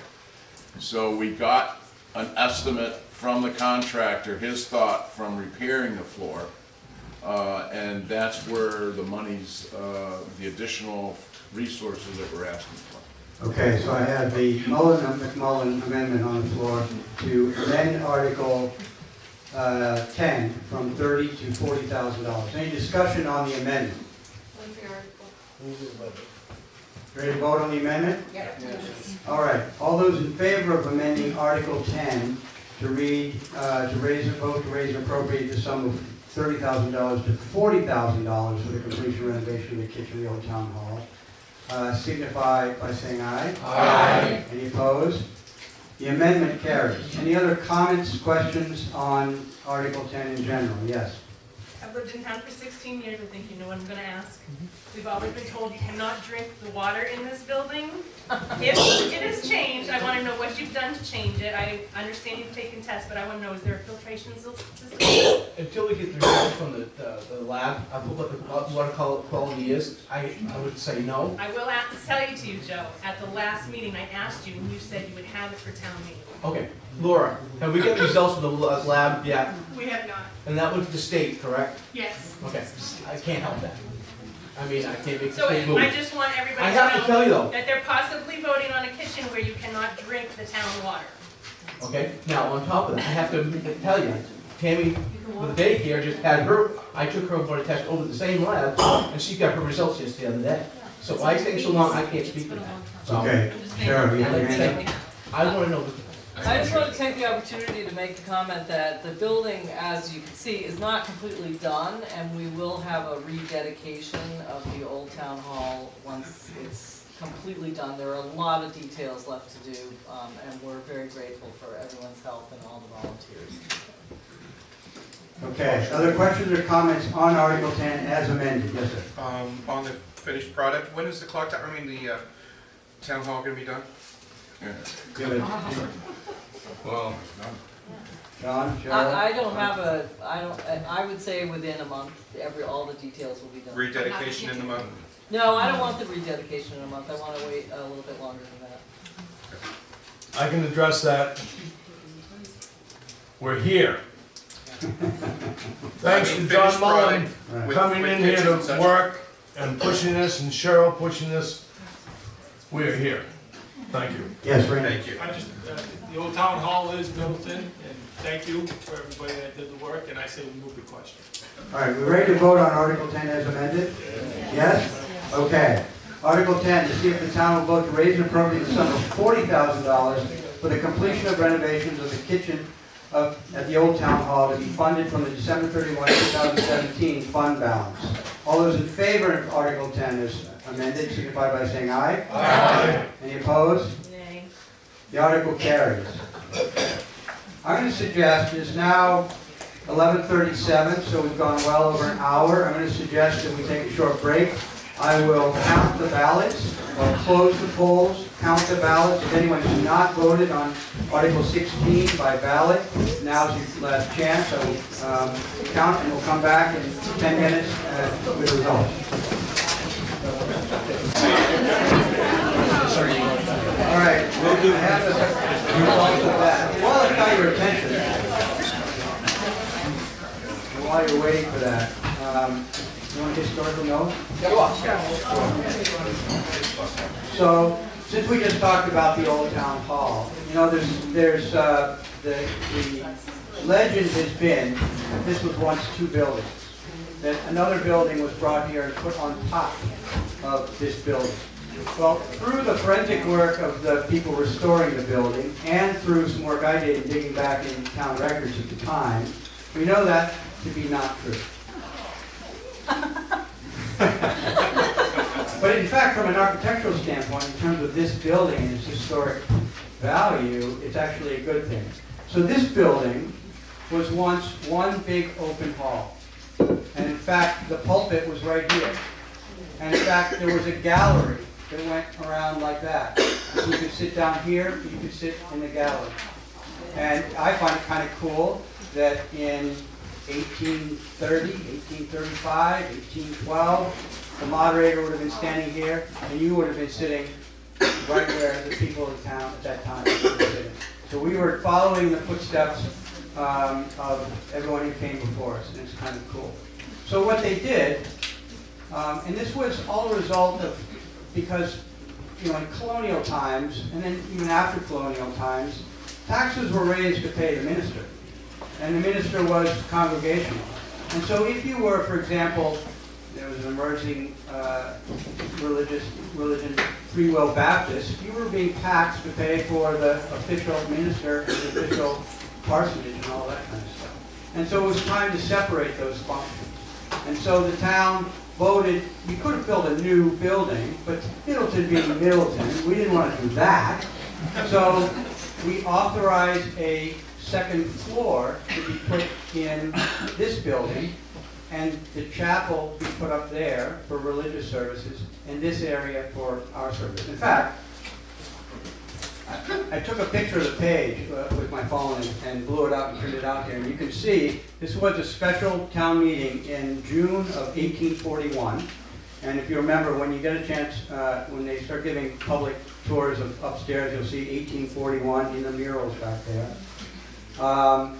To see if the town will vote to repair the outside of the meeting house, and if voted to raise such a sum of money as may be deemed expedient for the same, to see if the town will give their right to the upper part of said meeting house to individuals or to a building committee for the purpose of converting the same into a meeting house or place suitable for holding public worship, and such other privileges as the town may think proper.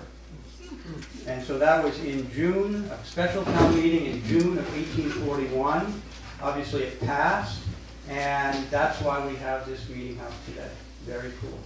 Can I Yeah. clarify one thing? Yeah. The building did get moved, so I heard a lot of sighs and woes, and so, just so you know, the building did get moved, but it got moved as exactly what it is right now, as a big open barn. It didn't get moved in a smaller piece than a bigger building created.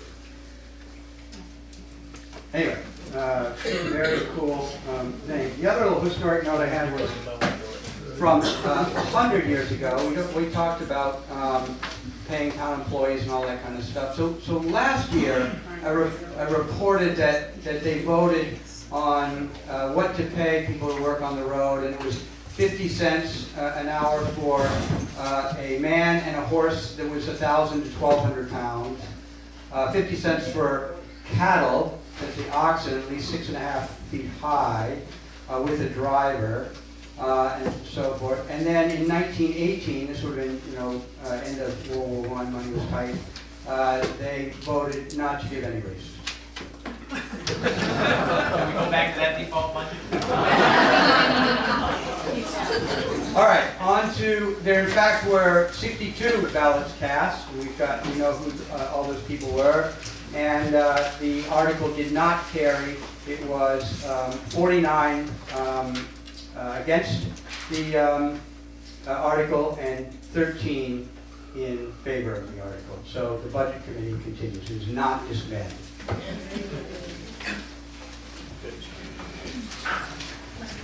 John, did you want to just mention why there are 2 selectmen up here, not 3? Don't worry, we did not fire him. John Clary, who earns a living by managing, developing, working kitchens, found a temporary job out of town, Las Vegas. But he'll be gone for 2 or 3 months, and we wish him well and look forward to him returning when his assignment out there is finished. Okay, we're ready to move on. We are in Article 11, right? Is that correct? To see if the town will vote to raise and appropriate the sum of $5,000 to be added to the SCBA Capital Reserve Fund, majority vote required. Recommended by the Budget Committee, recommended by the Board of Selectmen. Do I hear a motion to approve the article as read? I make a motion to approve it, Janet Hotchkiss. Second, Kevin Fowler. Okay.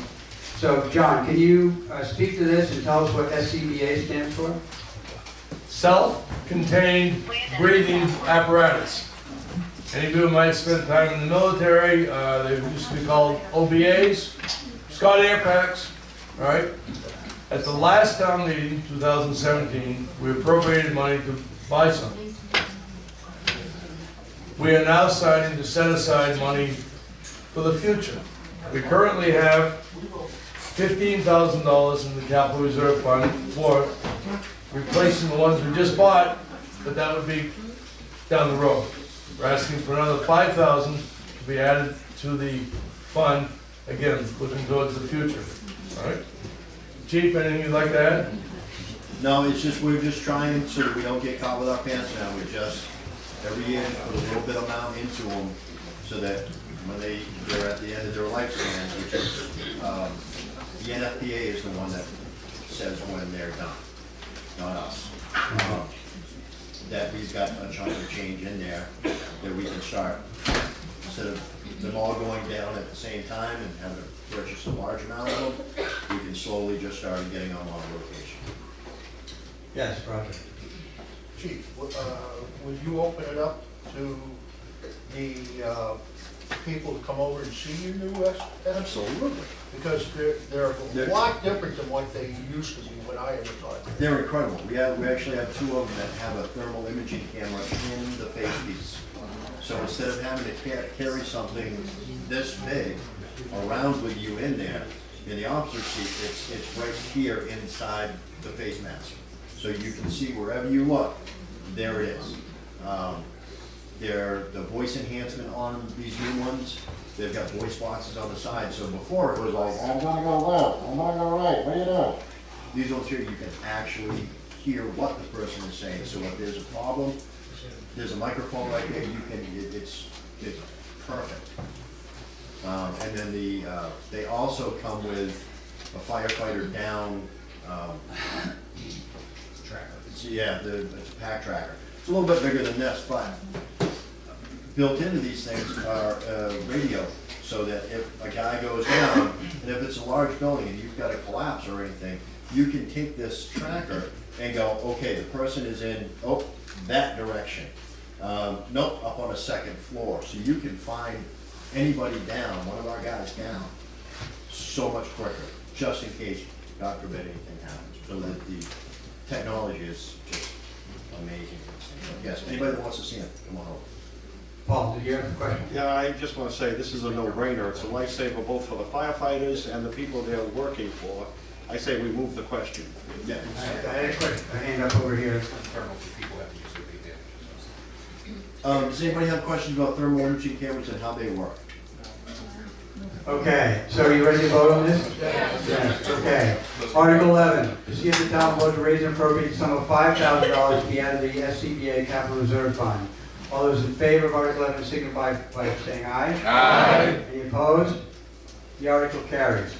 Article 12, to see if the town will vote to raise and appropriate the sum of $10,000 to be added to the revaluation Capital Reserve Fund. Majority vote required. Recommended by both the Budget Committee and the Board of Selectmen.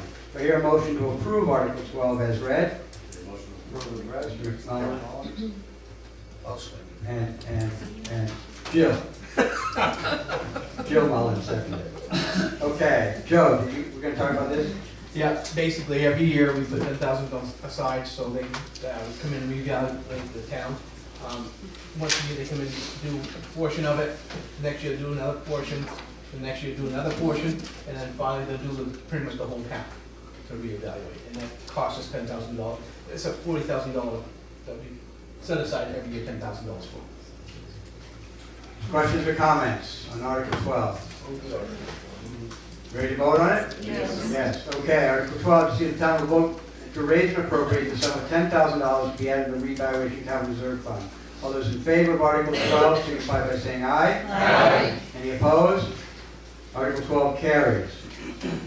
Article 13, to see if the town will vote to raise and appropriate $15,000 to be placed in the town of Middleton Cemetery Capital Reserve Fund. Majority vote required. It's recommended by both the Budget Committee and the Board of Selectmen. Do I hear a motion to approve Article 13 as read? Roger. And a second? Janet Kalar? Joe, you want to talk to this? Yeah, again, by state law, we're supposed to have a cemetery in town. We have a contract with Wakefield currently to take care of anything that may happen. In the process, we have to start working towards our own cemetery, and basically we're just putting this money aside so as we get closer to what we need to do, we have money there available to do so. Questions or comments? Yes, Patty. Yes, last year, we talked about this, and it was said that the Crazios Lumber was willing to donate 5 acres of land towards the cemetery, forest, whatever happened with that. All of a sudden, it got changed from there to over on Silver Street, where it was downhill. If there was a washout, you were gonna have caskets stacked up high, you know, before you got to it. Whatever happened to the donated 5 acres of land? Okay, so, I'll scan that. Roger is the elected person for the cemetery committee. I think you're by yourself right now. No, there's three of us. Okay, so they've been looking into the different possibilities of where to locate it. Roger, you want to speak to it? Yeah, that, hey, stand up, Chief. That donated 5 acres of land was never donated. That was by DePrizio. I went in and saw Sonny DePrizio, and he didn't know anything about that. So how did that come about? Somebody just said there was 5 acres out there that Sonny was in the building, and I ran with it, okay? So, the other pieces of land that we are looking at, I might have been in the wrong spot. Joe thinks I was in the wrong spot, so we're gonna go down and take a look at that again. That's in Tanglewood. When we went down and looked at it, the committee, we thought you would have to go over a water type thing, and that would cost the town big bucks going through the DES and stuff like that. We have looked at another couple pieces of land that we're looking at. Right now, all the bylaws are done, so we're gonna finally pass them and sign them off. I apologize, I was working on that other project, as you guys know, and if you hang around, I got some information on that. So I am now going to dedicate most of my time to the cemetery, and hopefully by the end of next year, I'll be able to bring something to you guys to either approve or slash or do whatever you guys like to do with them, okay? All right, but I'm out there plugging. All I'm right? just looking at, none of us are getting any younger.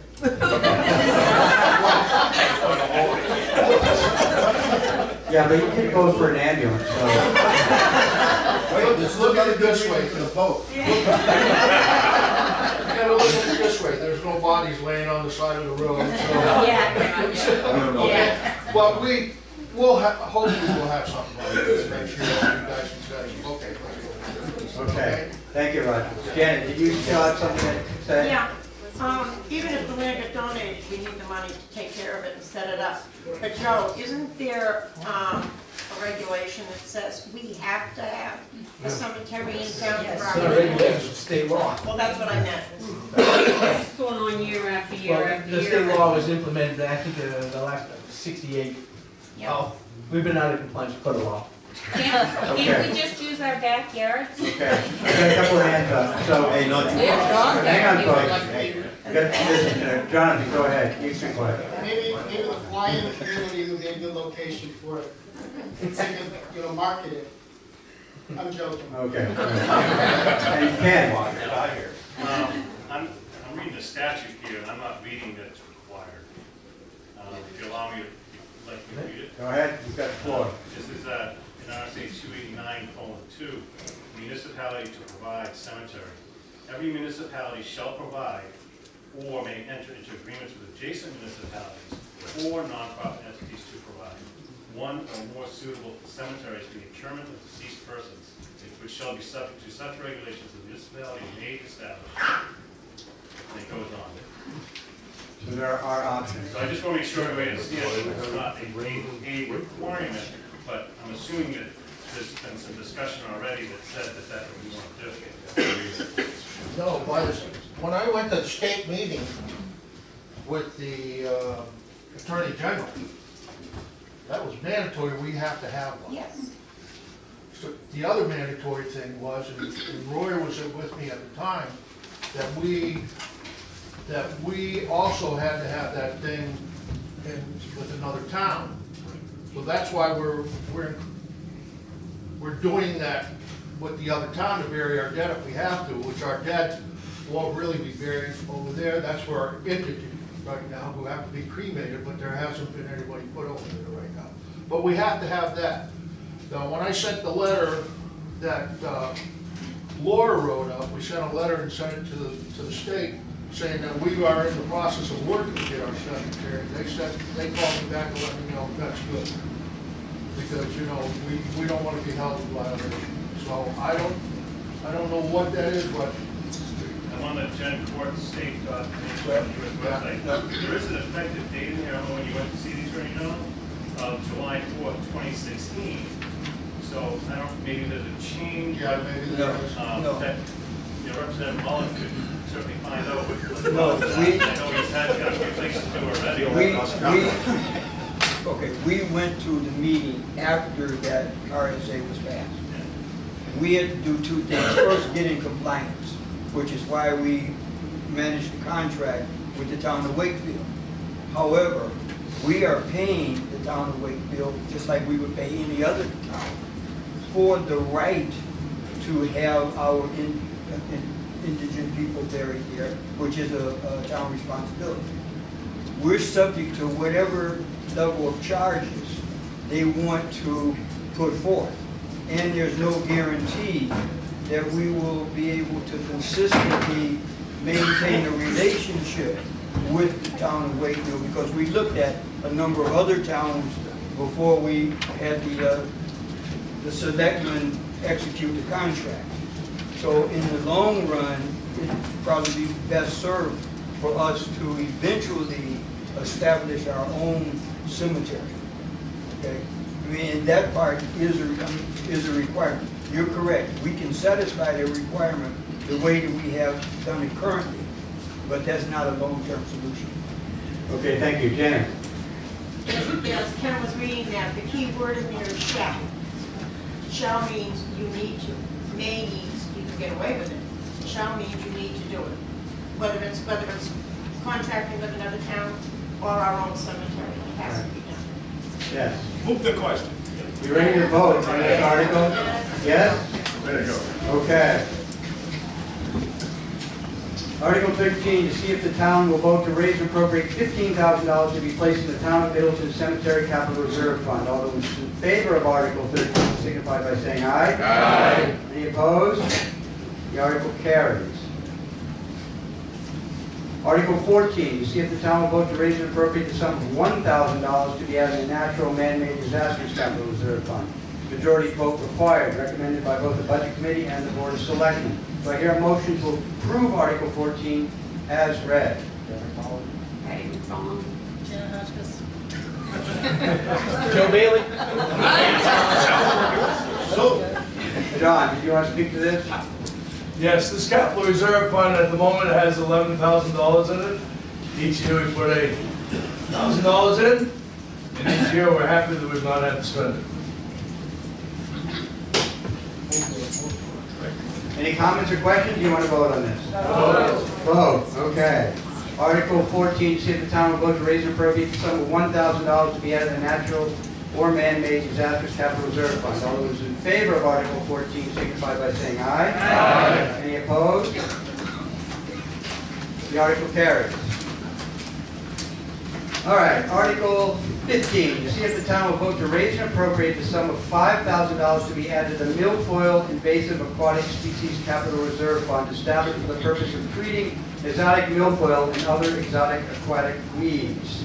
Majority vote required, recommended by the Budget Committee and the Board of Selectmen. Do I hear a motion to approve Article 15 as read? So moved. I need Mr. Mullen and Patty.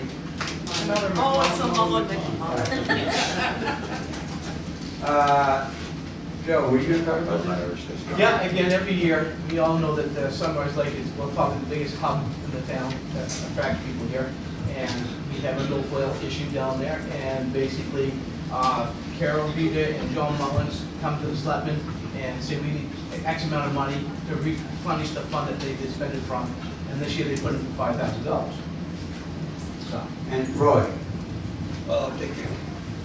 While, excuse me, while we are putting in this amount of money, I feel that it is inadequate.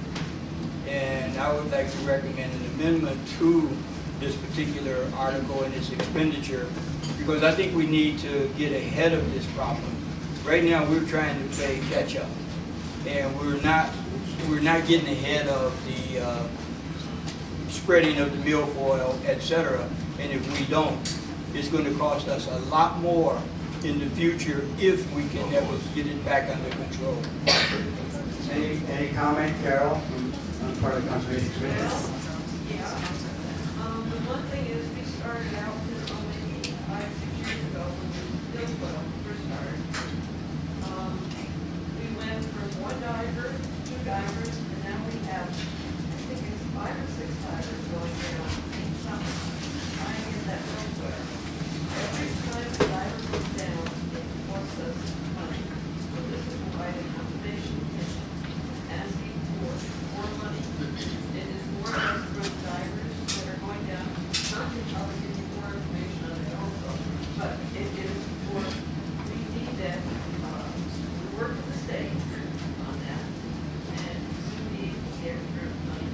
Okay, so Roy, were you making an amendment?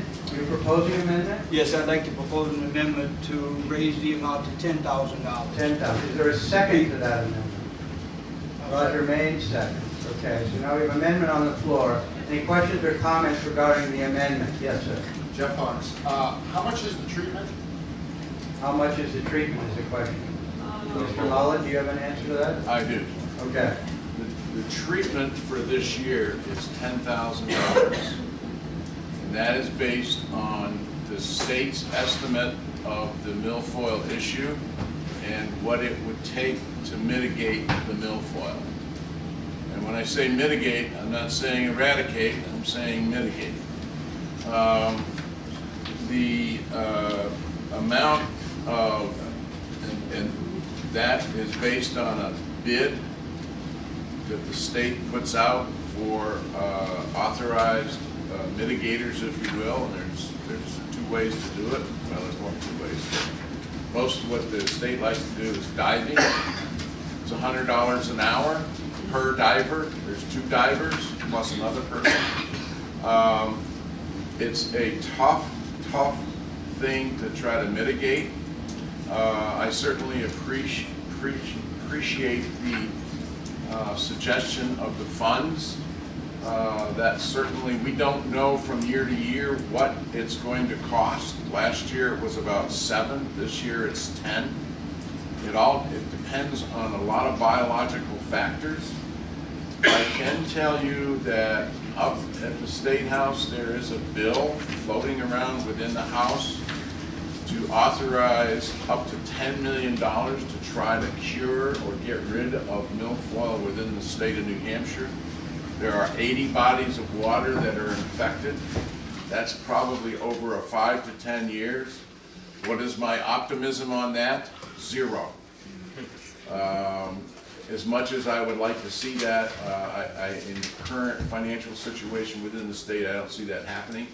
But there is a tremendous amount of concern about milfoil in our water bodies, and particularly I'm concerned about the milfoil in the lake here because it's our lake and I live on it and I don't want to see it choked with milfoil. So, but that's what it costs. That's what's going to cost us. It may not cost that much. That's the estimate by the state, and that is the bid. I think it's $10,880.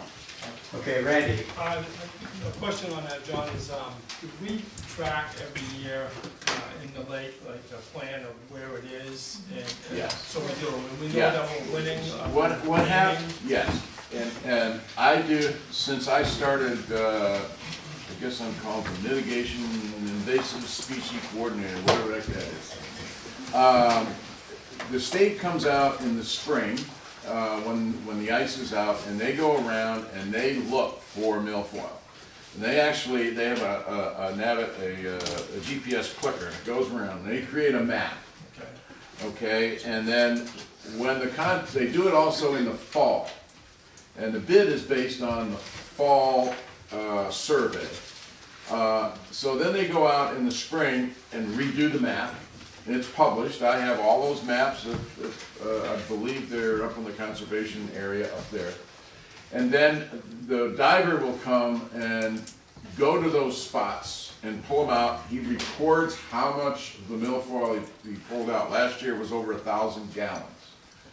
If anybody wants the milfoil or mulch, we'd be more than happy to give it to you. So then another in the middle of the year, the state will come out and they paddle around the lake and they do another click, click, click, click.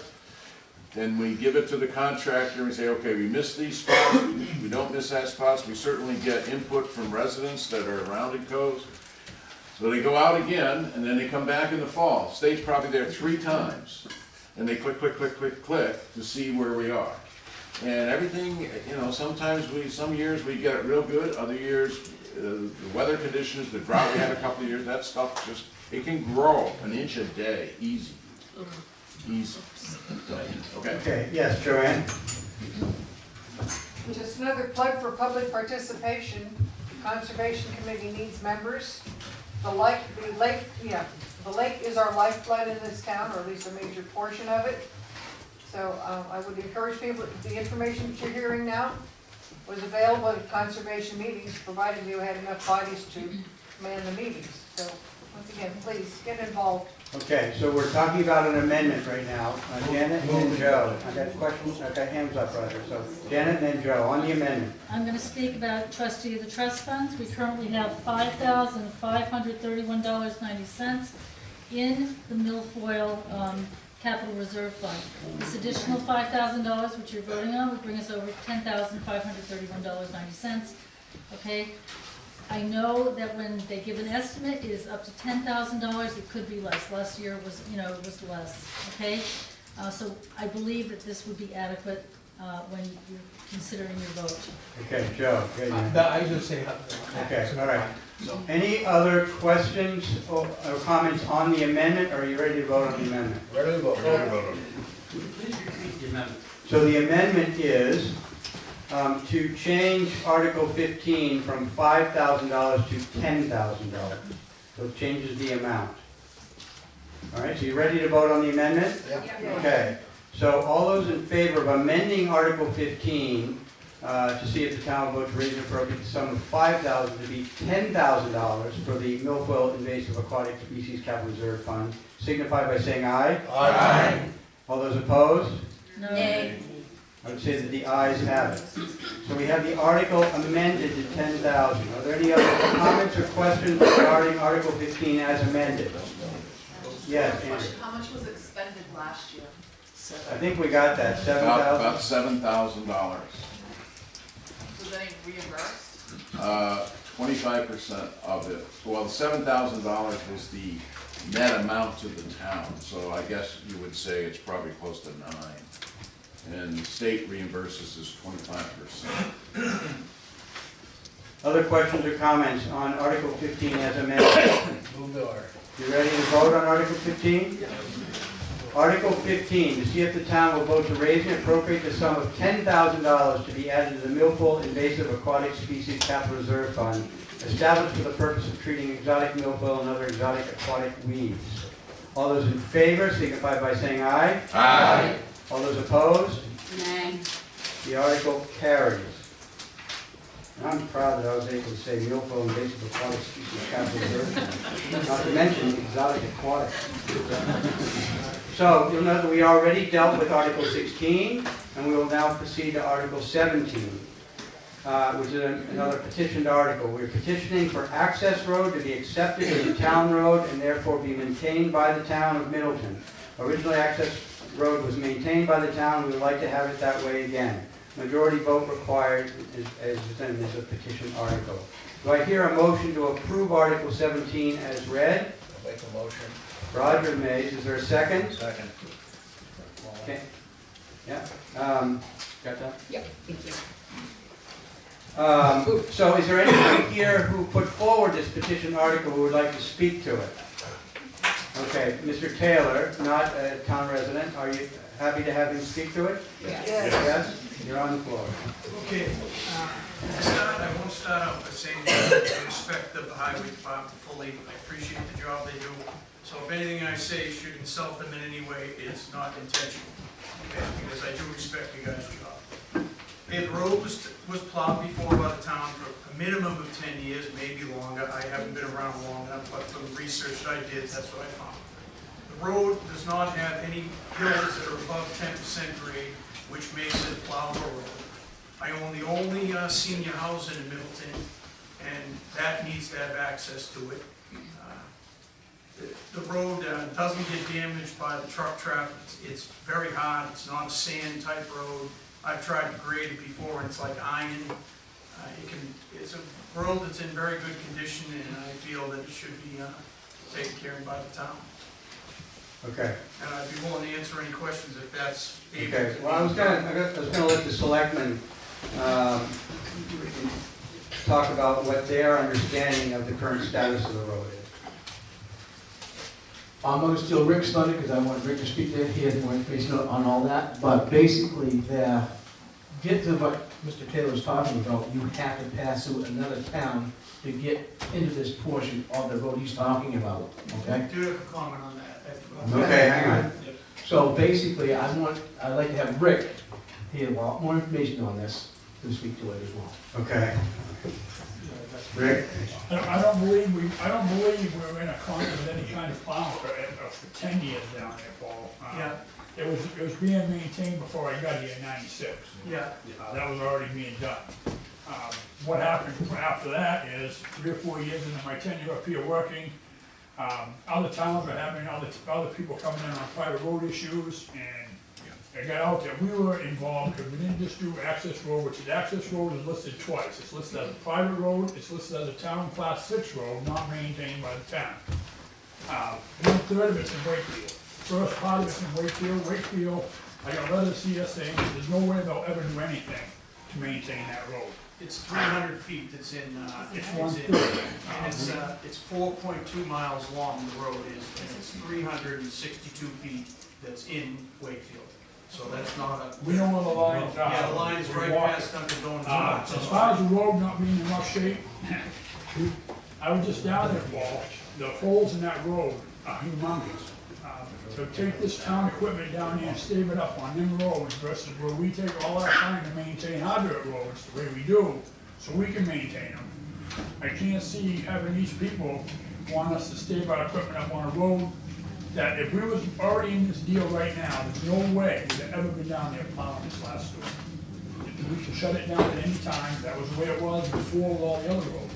But the biggest thing that does this, and it was brought to our attention, if we're on them roads and something happens, there's 3 things that's gonna happen. Number one, the town of Middleton's gonna get a lawsuit.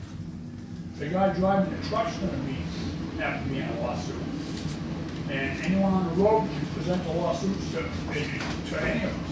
And I'm not gonna jeopardize, Okay. I don't wanna jeopardize my license for everything I work for to be something to happen on a private road, or a class 6 road, however they want it, but it wouldn't make sense.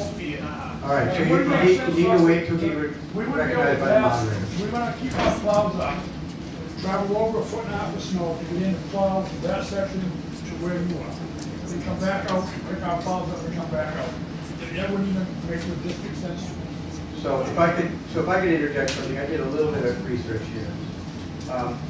As I understand it, the selectmen believe this to be a class 6 road currently. It may have been a class 5 road at some point, but by virtue of not maintaining it for at least 5 years, it's now a class 6 road. There's very specific RSA that deals with reclassifying a class 6 road to be class 5. It's RSA 231:22A.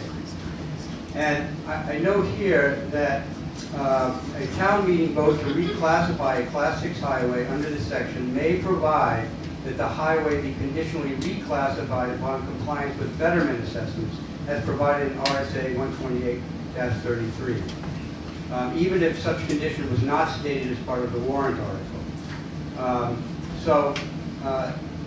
That's relevant for a couple of reasons. So, as I read this and other parts of the article, either a body could approve this subject to betterment assessments, or the selectmen could determine what those betterment assessments would be. So to the extent that they don't believe or wouldn't believe that the road meets class 5 standards, they would go to you and every other landowner along that road and tax you for the cost of those assessments. They have that right. Now, what does that actually mean, the assessments? So it means that if they determine that it costs $200,000 to bring that road up to class 5 status, that you would pay for that. You and your neighbors would pay for that. What if I was?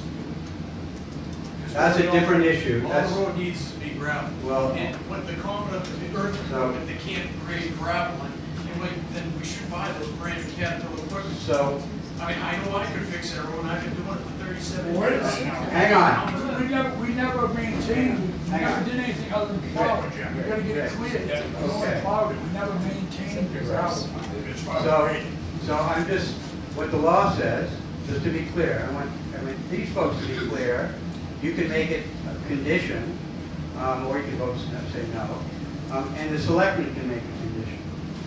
And what it means, it's not going to be just you, it's going to be everybody else who has, uses that road to access their property.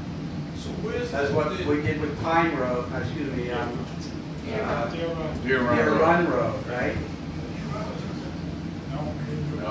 Yeah, and I think that's because in the end, the betterment assessments were high enough that the residents decided they didn't want it. Right. It was so expensive.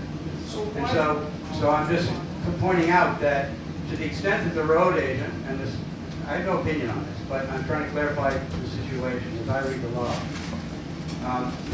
These people have the right to conditionalize, if they would approve it, and the selectmen on their own have the ability to impose betterment assessments, to whatever stand they determine. Yes, Frank? so if we even begin to move forward, we want an engineer plan on getting this road up to a class 5 highway, because if we accept it, and then he's got issues with it, we own it. So we would want reassurance that the highway, this access road that was laid out by the DOT when they built Route 16, would be built to the same standard we require in development. You may want to do that, yes. You certainly have the right to do that. Well, to protect our interests, to protect our future. Yes, Jan and John. Did I understand correctly that the portion of the road from the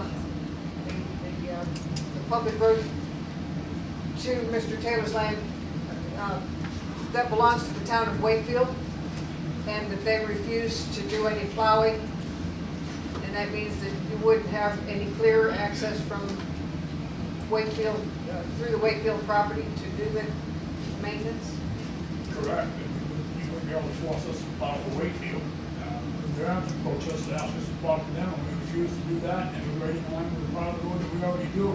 They're talking about us traveling a couple miles down over a hill that we can't get back up it, and you got a truck that takes me on this Kings Highway out here, stuck down there on the access road, and Kings Highway doesn't get plowed for how long it takes when we get back up over the hill.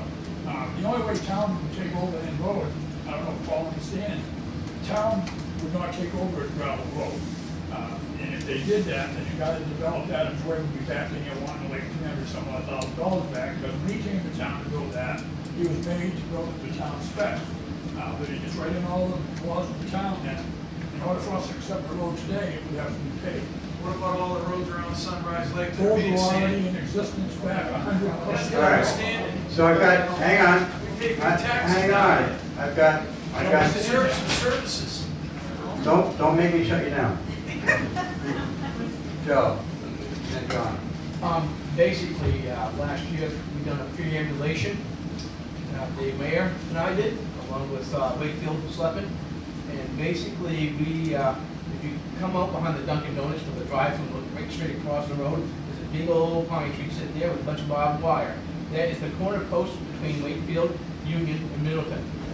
Now, we walk up the road following the boundary and that sort of thing. And the next corner post, where you have to take a left to go up over the hill, if you go beyond, up the access road, and you turn left, you go up over to Piper Mountain. If you go straight up there, approximately another 250, 300 feet, there's the next corner post, okay? So basically, it's not 4.2 miles, as Mr. Taylor just stated. It's roughly probably total from that Piper Mountain access, okay? Another 300 feet, say roughly. Am I correct? No, now, I am not, Not that far. my Not that petition far. does not include Piper Mountain Road because that is unsafe for a truck and no way would need to be plowed.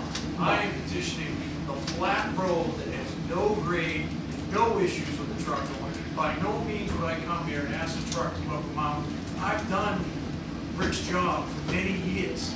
And I know what can be done and can't be done. I'm an experienced contractor. That is not the end of the world. He's making it out like it's the end of the world. We have a highway department with equipment and very qualified guys. I know the guys that work there. They're really good at their job. That thing would be shaped up in a week and fine. And then $50,000 to $60,000 in taxes that get paid to the town would be actually for something. It's not right that I should have to plow the road. Okay, so I'm going to recognize John Hopkins.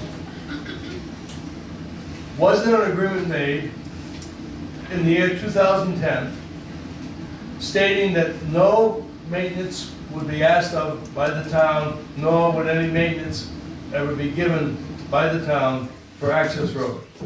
I don't know about that one, but I'm sure you know. Yes, I do.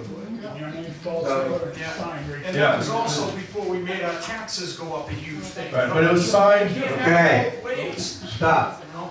You can't just charge and Paul? charge, you know? Paul, through the moderator, all right? You guys do, all right? Everybody same rules. So, John, are you finished? Just to finish that, Paul signed that agreement, So- December 8th, 2010. Okay. I have a copy of it if anybody wants to see it. Hang on, I'll give you another chance to speak, but let's do it in order, okay? Joe? My comment was predicated on your opening statement that said 4.2 miles. Yeah. Okay, it's not 4.2 miles. Okay. The card said what it was. The card is a lie. Mr. Taylor? Yeah. What else would you like to say? Well, fix it. This is your chance. Yeah, I've said what I said. It's not fair. I signed an agreement where the taxes were affordable in Middleton. Now the taxes aren't. We built that school. It cost so darn much. I can't afford to plow that road. I can't. You guys charge me too much money. I pay a lot of money in taxes. And you know what? I deserve some service. I don't want to hear, oh, the road, it's hot. Well, you know what? If you can't fix that road, you better turn in your equipment because that's an easy job. And Rick, you know that. And I know your opportunities, you could fix that road. Because if I had the time, I could fix the road. But Okay. it's not my right as a taxpayer. I deserve some services. And Okay. the services should be basically plowing that road. Now, the Wakefield aspect end of it, I will gladly take care of that entirely, and the town will not need to take care of that. I'll go through the board meetings, sit just like I'm sitting, but the amount of money that I pay in taxes, and you know what? We have no senior housing in town. It's the only place in town. I would build more senior houses if the road was plowed, because people want it. They need a place just like they need a cemetery. Do you ever think of putting your cemetery down the end of the road? You own town land right there. It's not gonna Okay. cost you anything. All right. Plow the road through it, you can have your cemetery. All right, I've got a couple other people have their hands up. I'm gonna do Janet and then back to Linda. I've worked very hard as a volunteer for 8 years. I believe in transparency. And I was waiting for that December 8th, 2010 article to come out. But you failed to come out to us. We did some digging on this. And having said that, being the fourth largest taxpayer in the town of Middleton, having a lot of seniors in our rental houses here in the town of Middleton, I approve of the way, the highway department is doing our roads right now to establish a class 6 road, have the town take that on, bring it up to standards, and have our trucks out there is eventually going to cost us a lot more money. 4.2 miles plus whatever else Joe added to that, okay, is in the middle of nowhere, okay, which means we go down to the end of, It's Union. 4.2 tenths of a mile. Mr. Taylor, I need you to stop Yes. interrupting, Okay. or else I'll ask you to It's be going- removed, okay? It's going to take time out of the work schedule that Rick and Rob and Paul and Mr. Massey and so on do. It's taking a lot of time out, and I see our taxes going up because he's going to require another fifth of a person to do this, and another truck to be designated for that. But it's going to establish a precedent for all the class 6 roads to come in under the same thing. My big issue is transparency. You have failed to be transparent in front of your constituents. Okay, so just to clarify some facts, as I've heard them today, I think the portion of the road that is being petitioned for is not 4.2 miles. That's the entire length of what's platted as access road, and it's really only up to the point where it becomes really a pathway, correct? And you further clarified that we're not talking about Piper Mountain. So just to clarify that. Linda? Yes, I had a question, John. The agreement that you're reading from, is that what, from a subdivision application or approval, or what is that agreement from? It's a letter between the town of Middleton and Paul Diller. But it was part of the subdivision Yes. agreement, right? So it was a condition of the planning board getting a building permit. Okay, so if I can follow on that, so he filed a subdivision application, he got a subdivision, he put in senior housing. Did he ever pay the impact fees? Was he ever required to make any improvements to the roadway due to the added traffic? I wasn't on the planning board at the time, so I He was can't not, answer that but, question. I mean, Mr. Taylor, We you have- we gravel the road every year, me and Paul Osborne, every year, that huge project that they're talking about. Right. We take care of it every year. Okay. You know? so if I could just clarify, that means he has profited from selling the senior housing without putting any money into the maintenance of the roadway due to the added traffic. Okay. Other comments or questions on this article? I have another comment. Okay, now let me just see if there's any other comments or questions on the article. One final word, Mr. Taylor? They are rental units, and when the taxes doubled, there is no profit had from that property. Okay. Zero. And I can prove that in the tax records and everything, makes zero. All right. Because I was stated one tax fee when I was gonna build it, when they knew the taxes were gonna go up, and I built them using that, even gave that information to the bank when I borrowed my money, and the taxes doubled. Okay. And the town of Middleton knew about it, so. Okay. You know, and when they wanna railroad me in signing that thing, okay, I made a mistake. There was a lot of paperwork I signed. Hey, if they say I signed it, I did, and I'm not a dishonest man. But when the taxes went up, it changed everything in my life. And you know what? Now I need the help of the services of the town that if you're gonna take all my money for paying the taxes, then you know what? You built something to make a profit in something. I make no profit because of being misled by the town on my taxes. Okay, and that is a fact, and I can, you know how you can get that piece of paper that you have there? I can find some pieces of paper too like that, but we're not gonna get into that. Okay. That's beyond the point. But So, the thing you is. made your point. You got anything new to say? No, that's it. Sure? Oh, I could go on. Okay. Well, that's what I'm afraid of. I'm trying to be fair. Well, as you can see, it's a I serious appreciate issue. it's a serious issue and an emotional issue. So, are you ready to vote on this article? Yes. I'm sorry? I have one comment to make. The town doesn't set the tax rate, the Department of Revenue does. And that doesn't happen until all their paperwork is in October. They had no way of knowing that tax was gonna go up. Okay. Are you ready to vote on the article? Yes? Okay. Article 17, we're petitioning for Access Road to be accepted as a town road, therefore be maintained by the town of Middleton. Originally, Access Road was maintained by the town, we would like to have it that way again. Majority vote required. I'm going to ask for a show of hands on this article. All those in favor of Article 17, please signify by raising your hand.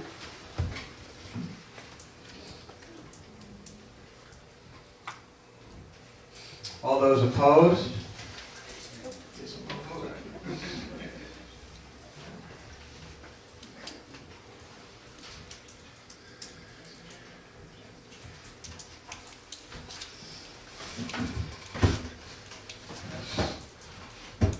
The article does not carry 29 to 5.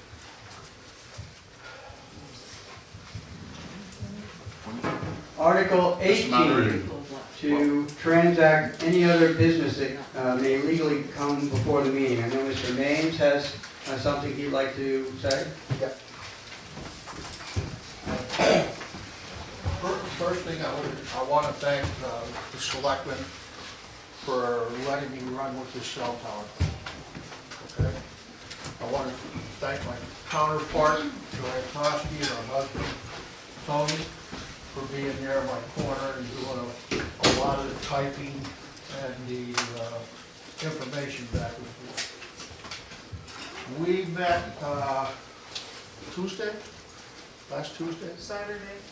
Oh, No, Tuesday, yeah. last Tuesday with the people who are AT&T. They are the people that the governor selected to do this project of 48 towers or whatever. In the interim, we were told not to say anything. Now we can say something. We are definitely getting a tower in town.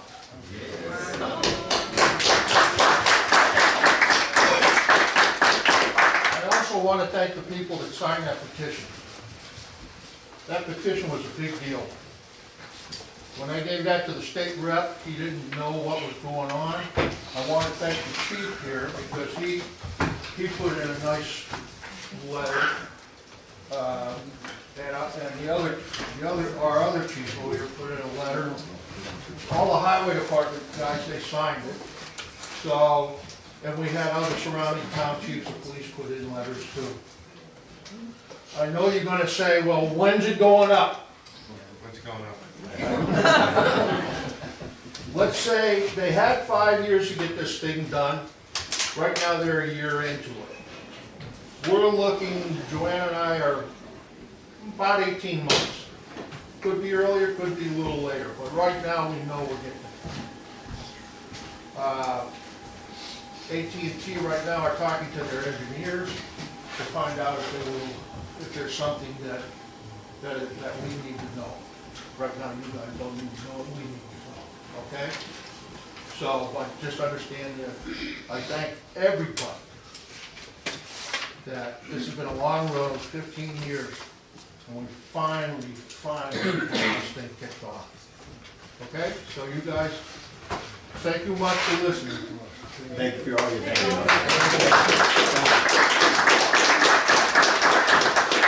Carol, did you have a question about that? Yeah, I just wanted to know where it's gonna be. Oh, Let me speak to. Everybody knows that down here on Ridge Road, we have 5 acres of land that was given us by the school department, and it's the potential site for the highway garage.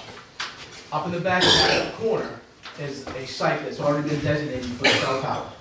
So we have entered into a contract with the company to come in and start prepping the site down here, the 5 acres, to get it ready, so somewhere in the future, whatever happens, the highway garage can go in there.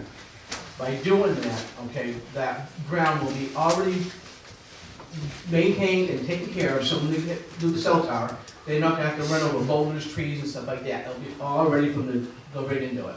So the cell tower site is gonna be down here on the 5 acres where the highway garage is projected to be. And you might want to tell them about the warrant article. If you remember, there was a warrant article put in by myself on the money that is that is got from that cell tower to us, to the town, would go towards the highway, building the highway department, so it would not cost us any money. And then as far as I was concerned, the second tower, which I'm gonna try to work on, the town could do whatever they wanted with that money. That was passed. So that first bunch of money that comes in, we'll put Rick's highway department. Not mine. towards the building. The town, the building and everything else. Okay? So even though you put money into his fund, that helps at least get the pavement in, and, get the site work done and everything else, and then we go for the building. Hopefully within a couple of years, we got that building out. And our fire department can move over, and then we really gotta get serious to getting our police department out of the cellar. Okay? All right, Roger, we're going to go on to other things here. Sorry about that. We could be here for the rest of the weekend. Yes, I could. Joe, did you have anything else? I'm fine. Does anyone else have anything to become before this meeting? Don't move to adjourn. Hang on, Patty. Go Just ahead. real quick, on page 27, it's the report from the town clerk, and it's town revenue, so I'm all for it, I'm not bitching. But I wanna know, where'd the room and meal tax come from? That's $92,000. That's a check that the state gives us. Each town actually gets it, and it's all the taxes from hotels and it's marked. Is that right? Okay. We So have a porta it's potty taxes. at the beach. I know. No, the state gives us that. So that was in the fund balance, I believe. No. It was in the general fund. General fund. Sorry. But every town gets that. Right, so It's divided revenue between. sharing. The state Yeah, a revenue portion of it. shares Yep. with the town. Good question. So we, You don't have a B&B or a restaurant. yeah. No, but we have roads, so, tourists go along Kings Highway, tourists, so we have, And they used the porta potty, yeah. right, so maybe we ought to start putting a road on that.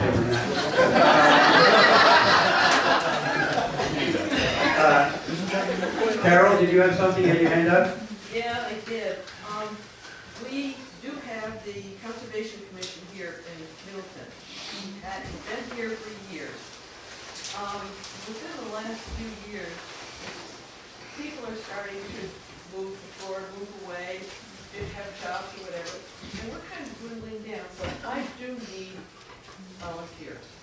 You don't pay, but it is volunteer. We work with Moose Mountain, we work with the Tanglewood. We started from the woods and built that up. The lake is included in that, and any problems that people have with their land or whatever, we're, with rail pools, we work with recycling. We want to get going with that again, and I'm sure that if, we've worked on it for a long time, I'm sure that we can do that, but I do, Okay. the meeting, just one thing. Yeah. The meeting is the second Tuesday of every month. Second Tuesday of every month. Good. So, on that note, I would call for a motion to adjourn, and note that the people who are here are the best volunteers of all. You guys can. So we've got to get more people involved. Randy? Yeah, make a motion. I second it. Motion to adjourn, seconded. All those in favor? Aye. We are adjourned. Thank you very much.